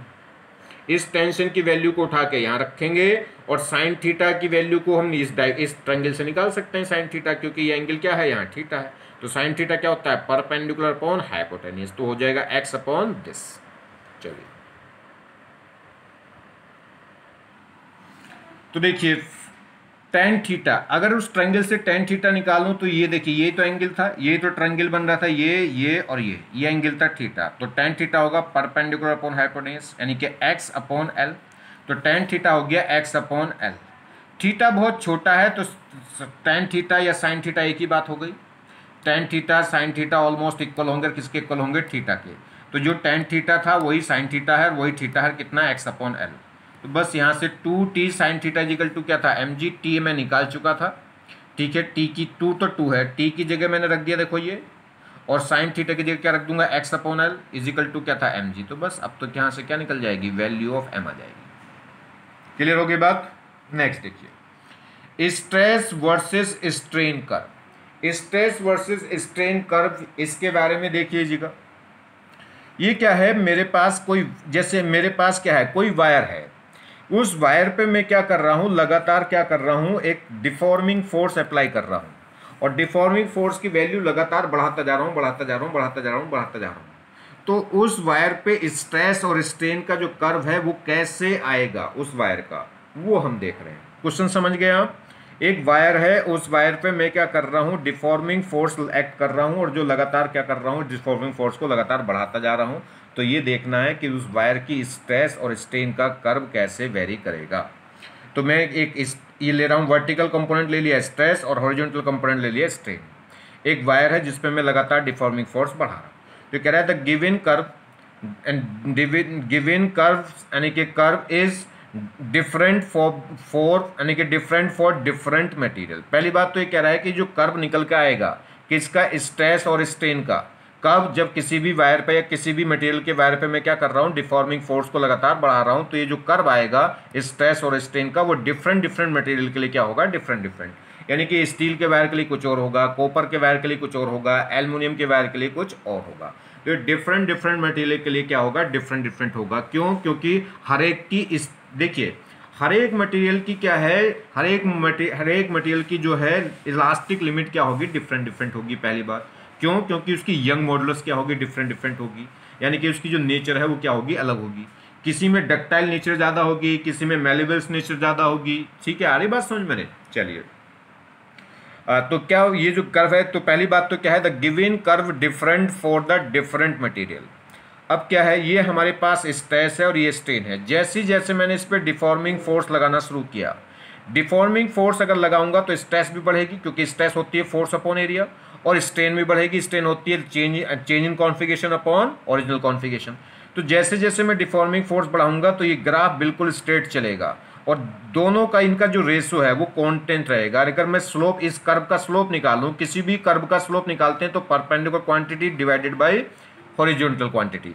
तो यहाँ पे जो स्लोप आएगा वो क्या आएगा, परपेंडिकुलर अपॉन बेस। स्लोप होता है टेन थीटा, टेन थीटा मतलब परपेंडिकुलर अपॉन बेस। परपेंडिकुलर कौन है, स्ट्रेस, और बेस कौन है, स्ट्रेन। स्ट्रेस अपॉन स्ट्रेन को क्या बोलते हैं, young modulus. And Young modulus क्या होता है, किसी भी गिवन मटेरियल के लिए कांस्टेंट।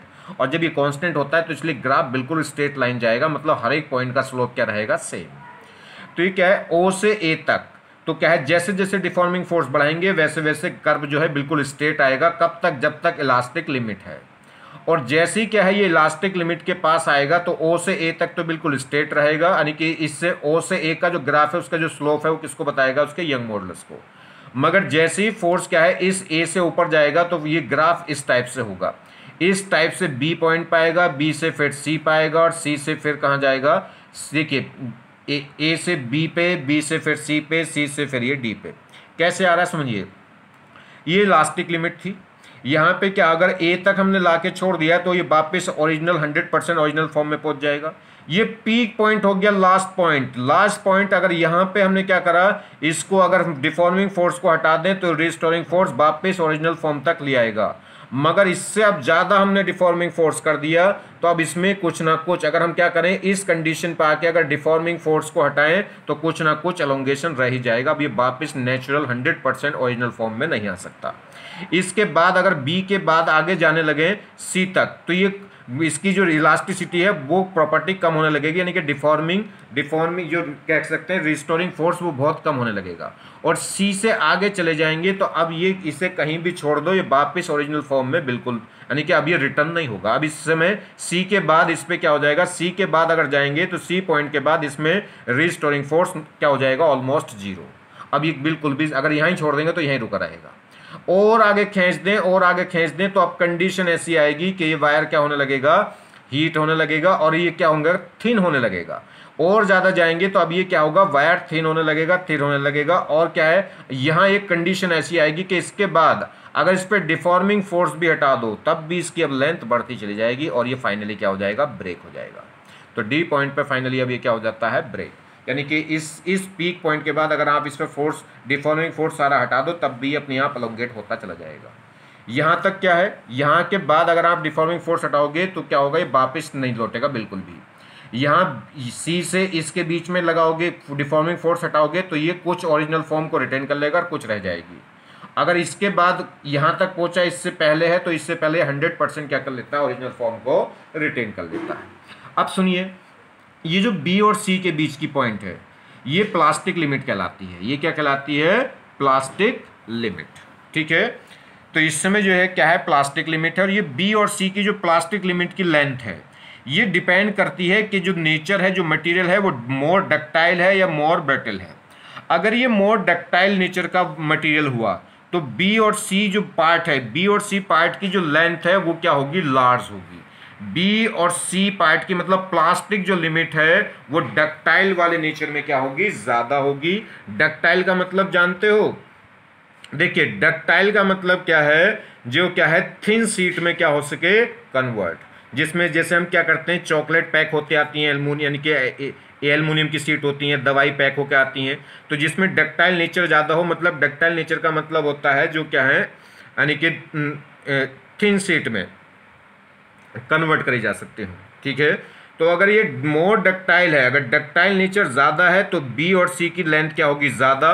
और अगर मटेरियल में ब्रिटल नेचर ज़्यादा है, ब्रिटल नेचर ज़्यादा है, तो फिर ये बी और सी की लेंथ क्या होगी, कम होगी। तो अगर बी और सी लेंथ वो डिपेंड करेगी डक्टाइल नेचर पे और ब्रिटल नेचर पे। अगर इसकी ब्रिटल नेचर ज़्यादा है, ब्रिटाइल नेचर ज़्यादा है, तो बी और सी लेंथ कम होगी, यानी कि प्लास्टिक रेंज कम क्या होगी, प्लास्टिक लिमिट क्या होगी, यानी कि जो प्लास्टिक की लेंथ है, एरिया है, वो कम होगा। और अगर डक्टाइल नेचर ज़्यादा है तो क्या होगी, प्लास्टिक की जो रेंज है वो क्या हो जाएगी, ज़्यादा हो जाएगी।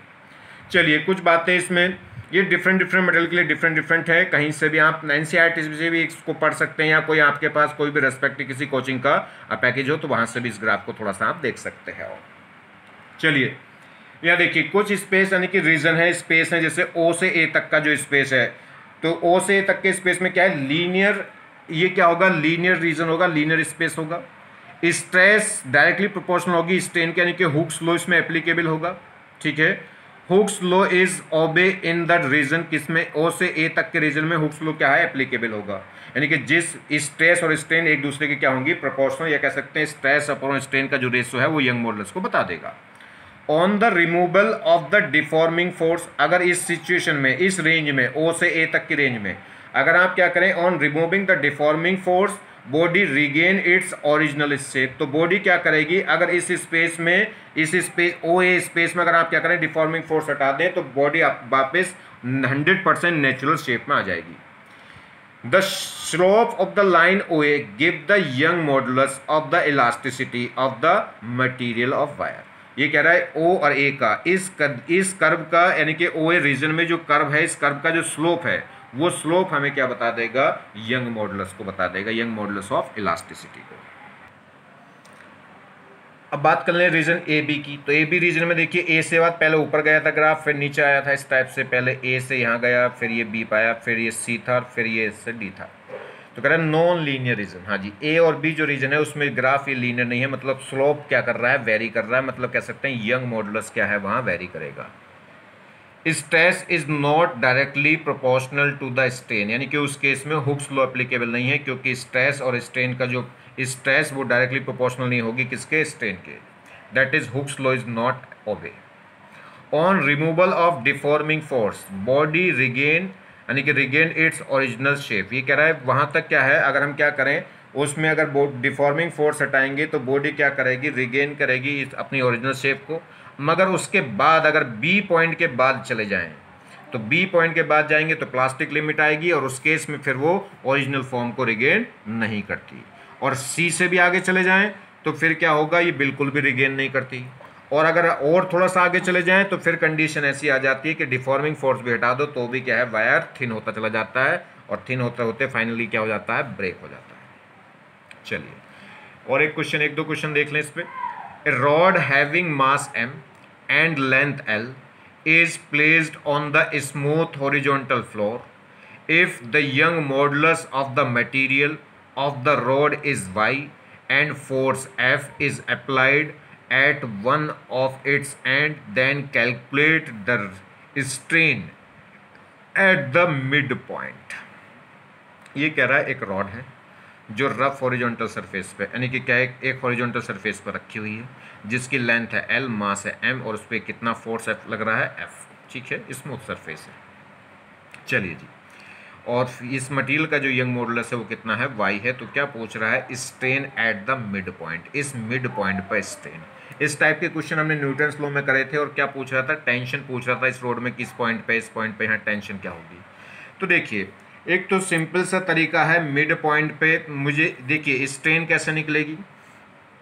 स्ट्रेन को निकालने के लिए स्ट्रेन कैसे निकलेगी, स्ट्रेन अगर हम निकालेंगे तो क्या है, यंग मॉडुलस लगा देंगे, y इक्वल टू होगा स्ट्रेस अपॉन स्ट्रेन, और स्ट्रेस निकाल लेंगे स्ट्रेस अपॉन y से। स्ट्रेस कैसे निकल जाएगी, फोर्स अपॉन एरिया। ठीक है, और y हमें दे रखा, y की फॉर्म में निकालना है। तो यहाँ पे हमें क्या निकाल लेना, फोर्स निकाल लेना, यानी कि यहाँ पे टेंशन निकाल लेनी है। और जब यहाँ पे टेंशन निकल जाएगी तो यहाँ पे क्या निकल जाएगी, स्ट्रेन निकल जाएगी। तो यहाँ पे टेंशन कैसे निकलेगी, तो एक तो तरीका ये यूनिफॉर्म है, यूनिफॉर्म है कि नहीं, ये F ब्लॉक ही तो है, ये F फोर्स ही तो है जो पूरे ब्लॉक को एक्सीलरेट कर रहा है। ये F फोर्स किसको एक्सीलरेट कर रहा है, M मास को। ठीक, ये पूरी जो रोड है, इस पूरी का रोड का एक्सीलरेशन सेम होगा। तो अगर मैं मिड पॉइंट में बात करूं तो मिड पॉइंट पे जो टेंशन होगी, मिड पॉइंट पे जो टेंशन होगी, वो टेंशन इतने आधे पार्ट को एक्सीलरेट करने का काम ही तो करेगी इधर। देखिए ये F फोर्स तो पूरे को खींचने का काम कर रहा है। यहाँ पे अगर मैं देखूं टेंशन, तो यहाँ की जो टेंशन होगी वो टेंशन ही तो है जो इतने पार्ट को खींचने का काम कर रही होगी। तो अगर F खींच रहा है कितने को, अगर F मान लीजिए कितना एक्सेलेरेशन दे रहा है इस ब्लॉक को, A एक्सेलेरेशन दे रहा है, F इजिकल टू हो गया ma, F इजिकल टू हो गया m इंटू A, जो इस पूरे रोड का एक्सेलेरेशन है। अब मैं क्या करूं, यहाँ पे अगर यहाँ पे फोर्स देखूं तो यहाँ पे टेंशन, यहाँ पे जो टेंशन होगी वो टेंशन ही तो इस आधे वाले पार्ट को खींचने का काम कर रही होगी। तो यहाँ पे जो टेंशन है वो सेम एक्सेलेरेशन दे, कितने m, इसका आधे पार्ट का मास कितना हो जाएगा, m/2। तो F इजिकल टू था ma। अगर मैं क्या करूं, a को तो कांस्टेंट रखना, m को क्या कर दूं, आधा। अगर m को आधा कर दूंगा तो फोर्स भी आधा हो जाएगा, मतलब यहाँ का जो टेंशन है, यहाँ का जो फोर्स है वो इसका आधा होगा। बात खत्म हो गई। तो यहाँ पे जो टेंशन होगी T, यानी कि यहाँ पे जो फोर्स होगा कौन सा, यानी कि रिस्टोरिंग फोर्स, वो कितना होगा, F/2 होगा। ये तो ओरल निकाल लिया हमने, जो मैंने आपको न्यूटन्स लॉ में इसके कई 10 तरीके बताए हैं, कैसे आप देखते हैं आप निकाल दो। बाकी नॉर्मल बेसिक तरीका क्या बताया था वो एक बार फिर बता देता हूँ। मैं मान लेता हूँ कि यहाँ पे मान लीजिए इससे x डिस्टेंस दूरी पे, इस एंड से x डिस्टेंस दूरी पे एक पॉइंट है जिस पे टेंशन कितनी है, T। तो इसके दो टुकड़े कर देता हूँ, एक पार्ट इधर, एक पार्ट इधर। ठीक है, इस पे फोर्स लग रहा है F, ठीक है, इस पे फोर्स लग रहा है F, तो इसके पार्ट पे इधर टेंशन लगेगी T, इस पे इधर T लगेगी, तो इस पे कहाँ लगेगी, इधर T। और इसका लेंथ कितनी है, अगर x तो उसकी कितनी बची, L-x। मास निकालो, लेंथ देखिए, L लेंथ का जो कितना मास था, m मास किस में बटा हुआ था, L लेंथ में, पूरी L लेंथ में कितना मास था, m था। तो एक लेंथ में कितना होगा, m को L से क्या कर दो डिवाइड, एक लेंथ का मास कितना होगा, m/L। तो x लेंथ का मास कितना होगा, x की मल्टीप्लाई हो गई। देखिए L लेंथ में मास है m, तो एक लेंथ में कितना होगा, डिवाइडेड बाई L, और x लेंथ में मास कितना होगा, m/L इंटू x। ठीक है, चलिए, तो इसमें x की वैल्यू आ गई। अब ये पूरी ब्लॉक का, ये पूरी रोड का एक्सेलेरेशन था कितना, एक्सेलेरेशन था फोर्स अपॉन मास, फोर्स कितना था F और मास कितना था m। ये इस पूरी रॉड का एक्सेलेरेशन कितना है, F अपॉन m ही तो है। तो इस छोटे से टुकड़े का भी तो एक्सेलेरेशन वही होगा, और इस छोटे से टुकड़े को एक्सेलेरेशन दे कौन रहा होगा, ये टेंशन। तो ये T इजिकल टू क्या होगी, T इजिकल टू क्या होगी, इधर तो कोई फोर्स लग नहीं रहा, तो T-0, यानी कि नेट फोर्स केवल T है किधर, फॉरवर्ड। तो T इजिकल टू क्या होगा, m इंटू एक्सेलेरेशन। m कितना है, इसका इस x लेंथ के टुकड़े का मास है कितना, वही हमने निकाल लिया, m upon L into x. और इंटू एक्सेलेरेशन तो वही होगा जो पूरी रोड का था कितना, F अपॉन m। तो m से m कट हुआ, तो यहाँ से टेंशन कितनी आ गई, Fx अपॉन L। मगर वो कह रहा मिड पॉइंट, और मिड पॉइंट की बात कर रहा है, तो मिड पॉइंट पे x की वैल्यू हो कितनी जाएगी, यहाँ से मिड पॉइंट पे हो जाएगी x/2। तो यहाँ x/2 रख दो, तो x की जगह क्या रख देंगे, L/2 मिड पॉइंट। तो L/2 रखते ही कितना हो गया, ये F/2। देखो वही मैंने आपको बताया था। चलिए अब फॉर्मूला लगा दीजिए बस, y इक्वल टू क्या होता है, स्ट्रेस अपॉन स्ट्रेन। तो स्ट्रेन हो जाएगी स्ट्रेस अपॉन y। तो हमें क्या निकालना है, स्ट्रेन निकालनी है। स्ट्रेन क्या होगा, स्ट्रेस अपॉन y। स्ट्रेस होगी फोर्स अपॉन एरिया। कौन सा फोर्स, जो रिस्टोरिंग फोर्स है। रिस्टोरिंग फोर्स है कौन, टेंशन ही तो है, रोड के अंदर जो टेंशन जनरेट होगी। तो T upon A upon y, और टेंशन हम कितना निकाल चुके, F/2। तो F/2 इंटू A, और इंटू साथ में क्या है ये y। हो गया आंसर। ये क्या आ गई, स्ट्रेन आ गई। तो ध्यान रखना टी की वैल्यू रख दो किसमें, स्ट्रेन में, तो वो कितना हो जाएगा, टी की वैल्यू थी कितनी F/2 अपॉन में क्या है ए, तो वो ए कहाँ जाएगा नीचे।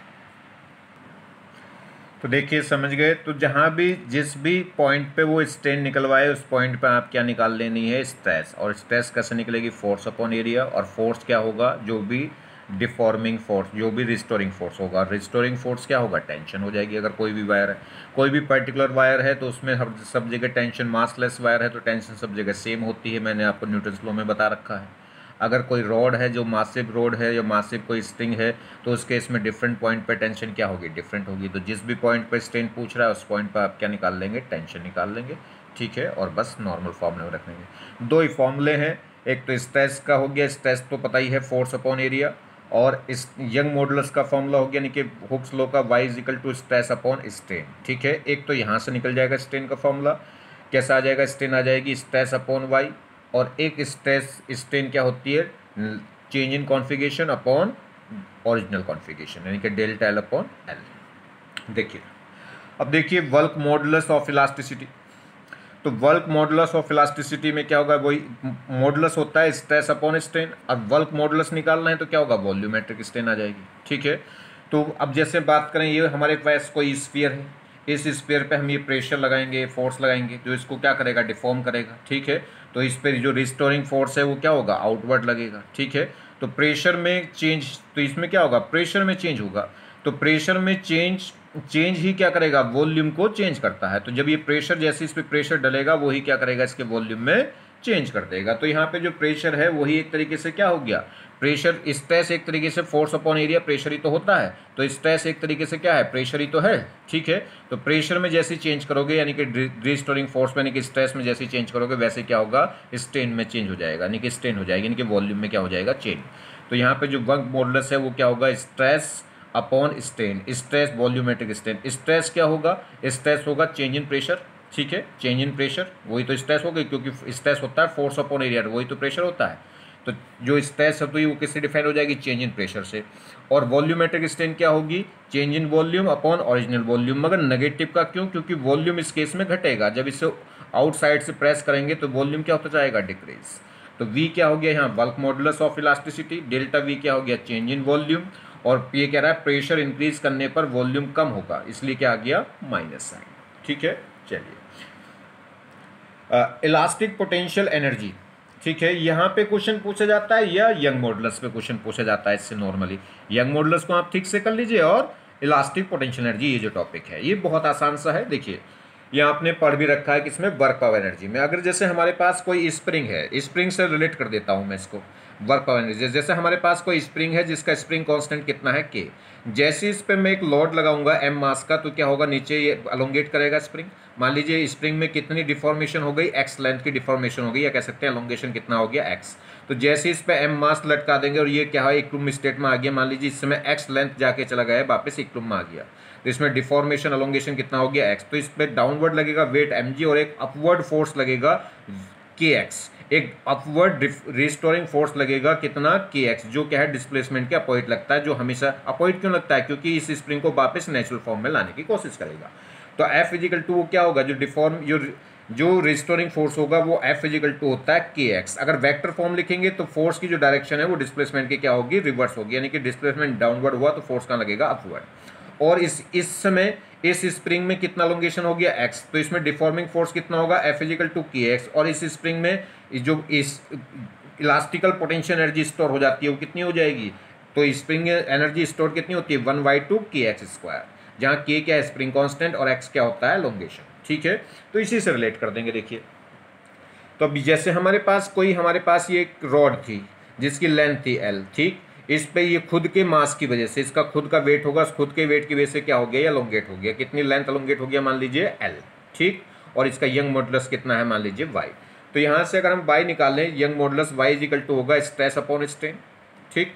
अब देखिए स्ट्रेस अपॉन स्ट्रेन, अब स्ट्रेस होती क्या है, force upon area, upon strain क्या होगी, change in length upon original length, ठीक।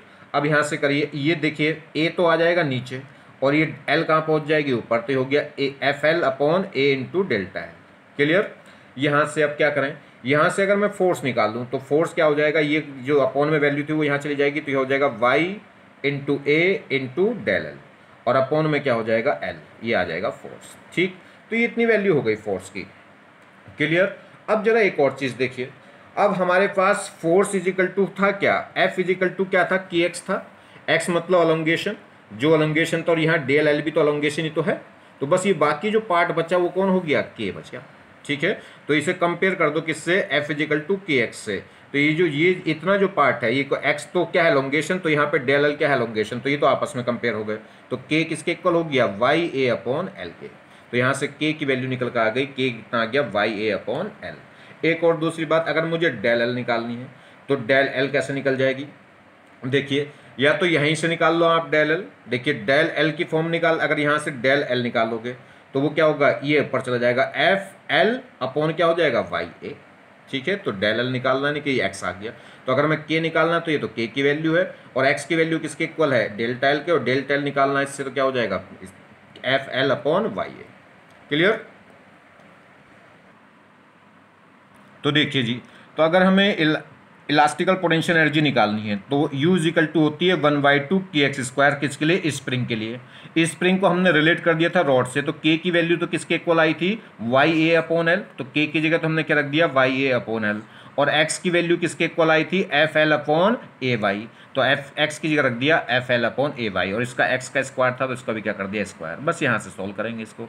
देखिए 1/2 वाई ए एल, इसका स्क्वायर कर देंगे तो एफ स्क्वायर एल स्क्वायर ए स्क्वायर वाई स्क्वायर। ठीक, इसको भी अलग अलग रखिए जरा, एफ स्क्वायर एक ए से तो एक ए जाएगा, एक एल से एक एल चला जाएगा, तो यहाँ बचेगा 1/2 एफ स्क्वायर अपॉन ए बचेगा, और यहाँ बचेगा एल अपॉन वाई। ठीक है, क्योंकि एक वाई से वाई भी कट गया होगा, तो एल क्या बचेगा, एल अपॉन वाई। देखिए तो यहाँ से एक तो फॉर्मूला हो गया ये, आप इसे और आगे सोल्व करिए जरा। इसमें क्या करें, आप क्या करें, ए से यहाँ मल्टीप्लाई कर दें, तो ए से यहाँ मल्टीप्लाई, तो एक ए से वहाँ मल्टीप्लाई कर दो, क्योंकि हो गया एफ स्क्वायर अपॉन ए स्क्वायर, और ये हो गया ए एल अपॉन वाई। इसे हम क्या बोल सकते हैं, फोर्स अपॉन एरिया क्या होता है, स्ट्रेस। तो एफ अपॉन ए का पूरे का होल स्क्वायर है, तो क्या हो जाएगा, स्ट्रेस का स्क्वायर, इनटू ये एरिया इनटू लेंथ, ये क्या हो जाएगा, वॉल्यूम हो जाएगा, तो वॉल्यूम, और अपॉन क्या हो गया, वाई। तो एक ये भी फॉर्मूला बन गया। तो U इजिकल टू क्या हो गया, 1/2 स्ट्रेस का square into volume upon Y. ठीक है, ये ऐसे कह सकते हैं। इस वॉल्यूम को अपॉन में कर दो तो ये क्या हो जाएगी, एनर्जी डेंसिटी। ये तो थी टोटल एनर्जी, और एनर्जी को टोटल वॉल्यूम से डिवाइड कर देंगे तो एनर्जी पर वॉल्यूम, एक वॉल्यूम में कितनी एनर्जी स्टोर हो रही है रॉड के अंदर। ठीक है, जैसे स्प्रिंग के अंदर हो रही थी। तो U equal to U upon volume, ये क्या कहलाएगी, एनर्जी डेंसिटी। ये स्मॉल यू से दिखा देते हैं, वो क्या हो जाएगी, 1/2 स्ट्रेस का स्क्वायर, और अपॉन क्या था, वाई। स्ट्रेस को अलग अलग कर सकते हो, स्ट्रेस का स्क्वायर था तो एक स्ट्रेस, ये स्ट्रेस अपॉन वाई को क्या लिख सकते हो, स्ट्रेन। तो जो एनर्जी डेंसिटी है वो क्या हो जाएगी, 1/2 स्ट्रेस स्क्वायर अपॉन वाई, या कह सकते हैं 1/2 स्ट्रेस इंटू स्ट्रेन। तो ये दो फॉर्मूले आप ध्यान रख लीजिए, कौन कौन से, 1/2 स्ट्रेस स्क्वायर अपॉन वाई, या कह सकते हैं 1/2 स्ट्रेस अपॉन, एक ही रात रख लो बस, इससे बनते चले जाएंगे जो भी तुम्हें बनाना होगा। ठीक है, जब जिस चीज़ की जरूरत होगी तभी बना सकते हैं। अगर मुझे जैसे वाई दे रखा है तो तुरंत मैं स्ट्रेस को किस में कन्वर्ट कर सकता हूँ, स्ट्रेन को। स्ट्रेन को मैं तुरंत कन्वर्ट कर सकता हूँ स्ट्रेस अपॉन वाई में। या मुझे मान लीजिए स्ट्रेस नहीं दे रखी तो स्ट्रेस को तुरंत कन्वर्ट कर सकता हूँ किसमें, वाई इक्वल टू होता है स्ट्रेस अपॉन स्ट्रेन। ठीक है, तो स्ट्रेस क्या हो जाएगा, वाई इंटू स्ट्रेन हो जाएगा। तो जब स्ट्रेन का स्क्वायर होगा तो इंटू मल्टीप्लाई में होगा वाई, और अगर जब स्ट्रेस का स्क्वायर होगा तो डिवाइड में होगा वाई, और जब स्ट्रेस और स्ट्रेन दोनों होंगी तो वाई कहीं नहीं होगा। आगे बात समझ में नहीं। देखिए 1/2 स्ट्रेस स्क्वायर होगा तो अपॉन में क्या होगा, वाई। 1/2 स्ट्रेन स्क्वायर होगा तो इंटू क्या होगा, वाई। और 1/2 स्ट्रेस इंटू स्ट्रेन होगा तो वाई का कोई जिक्र नहीं होगा। किसकी मगर वैल्यू है किसकी, ये एनर्जी डेंसिटी की है। एनर्जी डेंसिटी मतलब total energy divided by total volume, ये कह सकते हैं एनर्जी पर वॉल्यूम। तो एनर्जी पर यूनिट वॉल्यूम, ये ऐसे क्या बोलते हैं, एनर्जी डेंसिटी। तो ये इस पे एक क्वेश्चन बन जाते हैं। क्वेश्चन न्यूमेरिकल क्वेश्चन तो कम ही पूछता है, फॉर्मूला ही पूछ लेता है। ठीक है, तो यह क्वेश्चन भी पूछ लेगा, बिल्कुल एकदम बेसिक सा क्वेश्चन बन जाएगा इस पर। एक है पॉइजन रेशो। ठीक है, पॉइजनस रेशो क्या होता है ये भी समझ लीजिए। पॉइजनस रेशो क्या है, ये स्ट्रेन का रेशो होता है। किसका रेशो होता है, किसका, स्ट्रेन का। मगर किस किस का, तो लंबाई यानी कि लॉन्गिट्यूडिनल स्ट्रेन। लॉन्गिट्यूडनल स्ट्रेन यानी कि लंबाई के लिए जो स्ट्रेन होती है वो तो होती है डेल एल अपॉन एल, और एक होती है रेडियस की स्ट्रेन, इसे बोलते हैं लेटरल स्ट्रेन, वो होगी डेल्टा आर अपॉन आर। जब ये वायर क्या होगा, अगर वायर मान लीजिए जब लेंथ, वायर की लेंथ बढ़ेगी तो वायर का टोटल वॉल्यूम तो फिक्स होता है, जब लेंथ हम बढ़ा देंगे तो इसका एरिया ऑफ थिकनेस क्या हो जाएगी, कम। तो अगर लेंथ बढ़ेगी तो रेडियस क्या हो जाएगी, घट जाएगी। तो लेंथ का स्ट्रेन डिवाइडेड बाय रेडियस की स्ट्रेन का जो रेशो है वो ही कहलाता है पॉइजनस रेशो। तो लेंथ में जो स्ट्रेन है वो क्या होगी, डेल एल अपॉन एल। मान लीजिए इसकी लेंथ पहले एल थी, कितनी लेंथ बढ़ गई, डेल एल बढ़ गई, तो रेडियस घट गई होगी। तो इसका जो रेशो है, किस किस का रेशो होगा, वो पॉइजनस रेशो होगा, रेडियस यानी कि lateral strain divided by longitudinal strain. और लेटरल स्ट्रेन क्या होगी, रेडियस का change divided by original radius. और लॉन्गिट्यूडनल स्ट्रेन किससे आएगी, change in length upon original length. मगर इसमें माइनस साइन क्यों आ रहा है, जब लेंथ बढ़ इंक्रीज होगी तो रेडियस क्या होगी, डिक्रीज, और रेडियस डिक्रीज होगी तो रेडियस में जो चेंज आएगा वो कैसा आएगा, नेगेटिव का, इसलिए वो माइनस आ गया। ठीक है। दूसरी एक और चीज़, ये कुछ जनरल मैथमेटिक्स है इसमें, जो जनरल ये कह रहा है कि general mathematics for the solving the elastic problem. इस कुछ प्रॉब्लम में कुछ ऐसी टर्म्स आ जाती है, मैंने आपको सबसे स्टार्टिंग में भी बताया था जब आपको डिफरेंशिएशन सिखाया था, फिर सीख लीजिए एक बार। जैसे हमें कोई वॉल्यूम दे रखा है, वॉल्यूम दे रखा है, मान लीजिए कोई स्फीयर है, स्फीयर का वॉल्यूम दे रखा है 4/3 पाई आर क्यूब, और मुझसे कह रहा है कि कैलकुलेट करो dv अपॉन वी निकालो। तो dv अपॉन वी कैसे निकलेगा अगर वॉल्यूम गिवन है तो देखिए, अब ये वॉल्यूम गिवन है मगर किसकी टर्म्स में गिवन है, आर की टर्म्स में। अगर ये वॉल्यूम वी की टर्म्स में होता तब तो dv अपॉन dv बड़े आराम से निकल जाता, मगर उसने क्या दे रखा है, मुझे आर की टर्म्स में दे रखा है। तो जब इसको डिफरेंशिएट करूंगा तो dv अपॉन dr करूंगा, क्योंकि आर की टर्म्स है तो आर की टर्म्स में डिफरेंशिएट कर दिया पहले। तो देखिए, तो क्या करूंगा, dv अपॉन dr निकालूं पहले, तो तो v की जगह मैं क्या रख दूंगा, 4/3 पाई आर क्यूब। ठीक, करिए इसको डिफरेंशिएट। 4/3 पाई तो कांस्टेंट है, कांस्टेंट का तो कोई डिफरेंशिएशन होगा नहीं। आर क्यूब का जब डिफरेंशिएशन करोगे आर के रेस्पेक्ट में तो क्या हो जाएगा, 3r। 3r जो पावर थी वो कहाँ जाएगी, मल्टीप्लाई में, और इसकी पावर क्या हो जाएगी, एक कम, तो क्या हो जाएगा 3r²। फिर क्या करेंगे, आर का करेंगे, आर के रेस्पेक्ट में वो 1 हो जाता है। तो ये कितना हो गया, 4/3 पाई 3r²। ठीक, चलिए अब मुझे निकालना क्या है, dv अपॉन v। तो dv मेरे पास क्या है, मेरे पास क्या आ गया, देखिए dv आ गया यहाँ से, तो dv क्या आ जाएगा, 4/3 पाई 3r², और इस dr को मैं ले जाऊंगा यहाँ।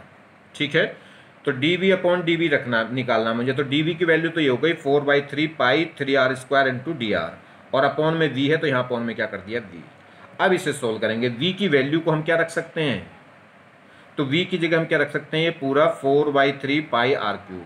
यहाँ से अब सोल्व करेंगे, 4/3 पाई से तो 4/3 पाई गया, एक r² है और यहाँ r क्यूब है तो r² चला जाएगा, नीचे बचेगा r। तो ये कितना बचा, एक तो 3 बचा, एक r बचा, r भी नहीं बचेगा शायद, देखिए चलिए एक r बचेगा। ठीक, और क्या है, ये बचेगा 3 और नीचे बचेगा r। ठीक है, r² था या r क्यूब था, तो 3 बचेगा, ऊपर dr एक 3 बचेगा, एक dr बचेगा और एक नीचे बचेगा r। तो ये हो गया 3 dr अपॉन r। तो dv अपॉन v कितना आ गया, 3 dr अपॉन r आ गया। अब इसका डायरेक्ट मैंने फंडा आपको बताया था वहाँ, एक बार फिर बता रहा हूँ, देखो इसको डायरेक्ट कैसे निकालते हैं। ठीक है, वो देख लीजिए। तो शॉर्ट ट्रिक देखिए, जैसे मुझे x दे रखा है, ये मैंने आपको पहले भी बताई थी जब काइनेमेटिक्स पढ़ाई थी, बेसिक मैथमेटिकल टूल बताया था। जैसे x दे रखा है a की पावर 5, मुझे निकालना है dx अपॉन x।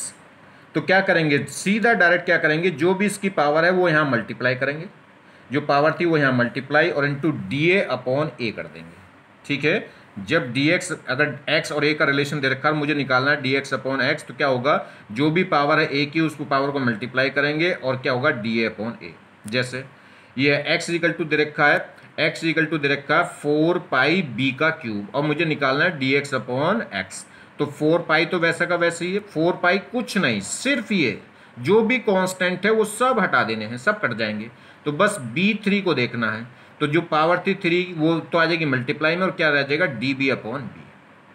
क्लियर, देखिए जैसे a इक्वल टू दे रखा 4 पाई r², मुझे क्या निकालना है, dA अपॉन a निकालना है। तो इस 4 पाई कांस्टेंट को तो हटाइए, बस इतने को पकड़िए, r² को, जो स्क्वायर था वो जो पावर थी वो तो लाइए मल्टीप्लाई में, और क्या रह जाएगा, dr अपॉन r।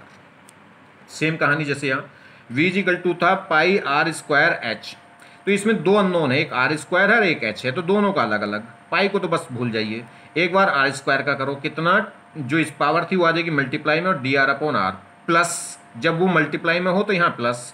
अब करेंगे एच का, तो एच की पावर वन ही तो है, तो वन जो पावर थी वो तो यहाँ ले आएंगे मल्टीप्लाई में, और ये क्या बचेगा डी एच अपॉन एच। तो सेम कहानी यहाँ थी, क्या था वॉल्यूम ही तो था, वॉल्यूम इजिकल टू दे रखा था 4/3 पाई आर क्यूब। इसका मुझे क्या निकालना था, D B upon D B निकालना था। तो देखिए जो कांस्टेंट टर्म है इसको तो हटा दीजिए, बस आर क्यूब को पकड़िए, तो जो पावर थी वो कहाँ आ जाएगी मल्टीप्लाई में 3, और ये बचेगा डी आर अपॉन आर। देखो यही तो सोल्व होकर आया था पीछे भी, ठीक है, तो आप डायरेक्ट करें इसे, ठीक।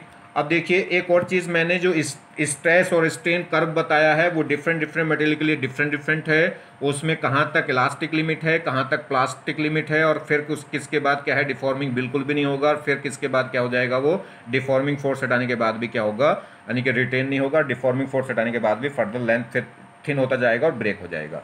उसमें जो प्लास्टिक लिमिट थी यानी कि बी और सी के बीच की, वो लेंथ अगर क्या है, लेंथ ज़्यादा कब होगी, अगर मान लीजिए उसमें क्या था, अगर वो डक्टाइल नेचर ज़्यादा है, अगर मटेरियल की डक्टाइल नेचर ज़्यादा है तो बी और सी के बीच की जो लेंथ है यानी कि जो एरिया है, जो रीजन है वो बड़ा होगा। और अगर क्या है ये ब्रिटल नेचर है तो ब्रिटल नेचर में बी और सी के बीच की लेंथ क्या होगी, कम।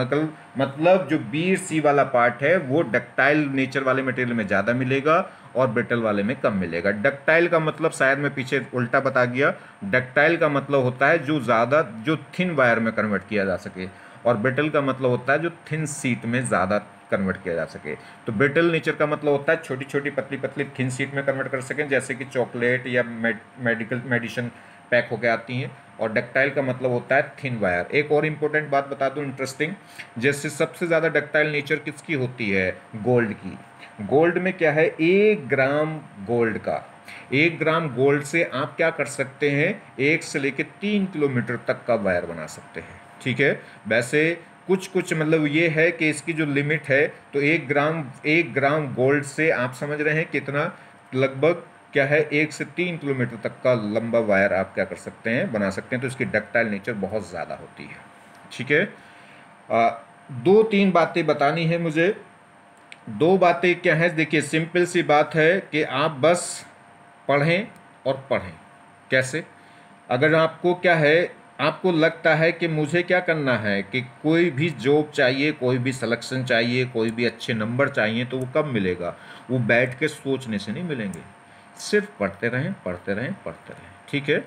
सिर्फ पढ़ते रहें मतलब समझें। अगर जैसे मैंने अभी आपको 2 लेक्चर पढ़ाए हैं थर्मोडायनेमिक्स के, तो इसमें अगर आप देखेंगे रिकॉल करके तो ज़्यादा से ज़्यादा 4 बातें हैं। उन 4 बातों को ध्यान रखो बस, बहुत ज़्यादा प्रैक्टिस। या तो आप 1000 क्वेश्चन करिए और वो फिर भी आपसे सिक्योर नहीं होंगे, और आप क्या है, आप वो 4 बातें ध्यान में रखोगे तो बस बात खत्म हो गई।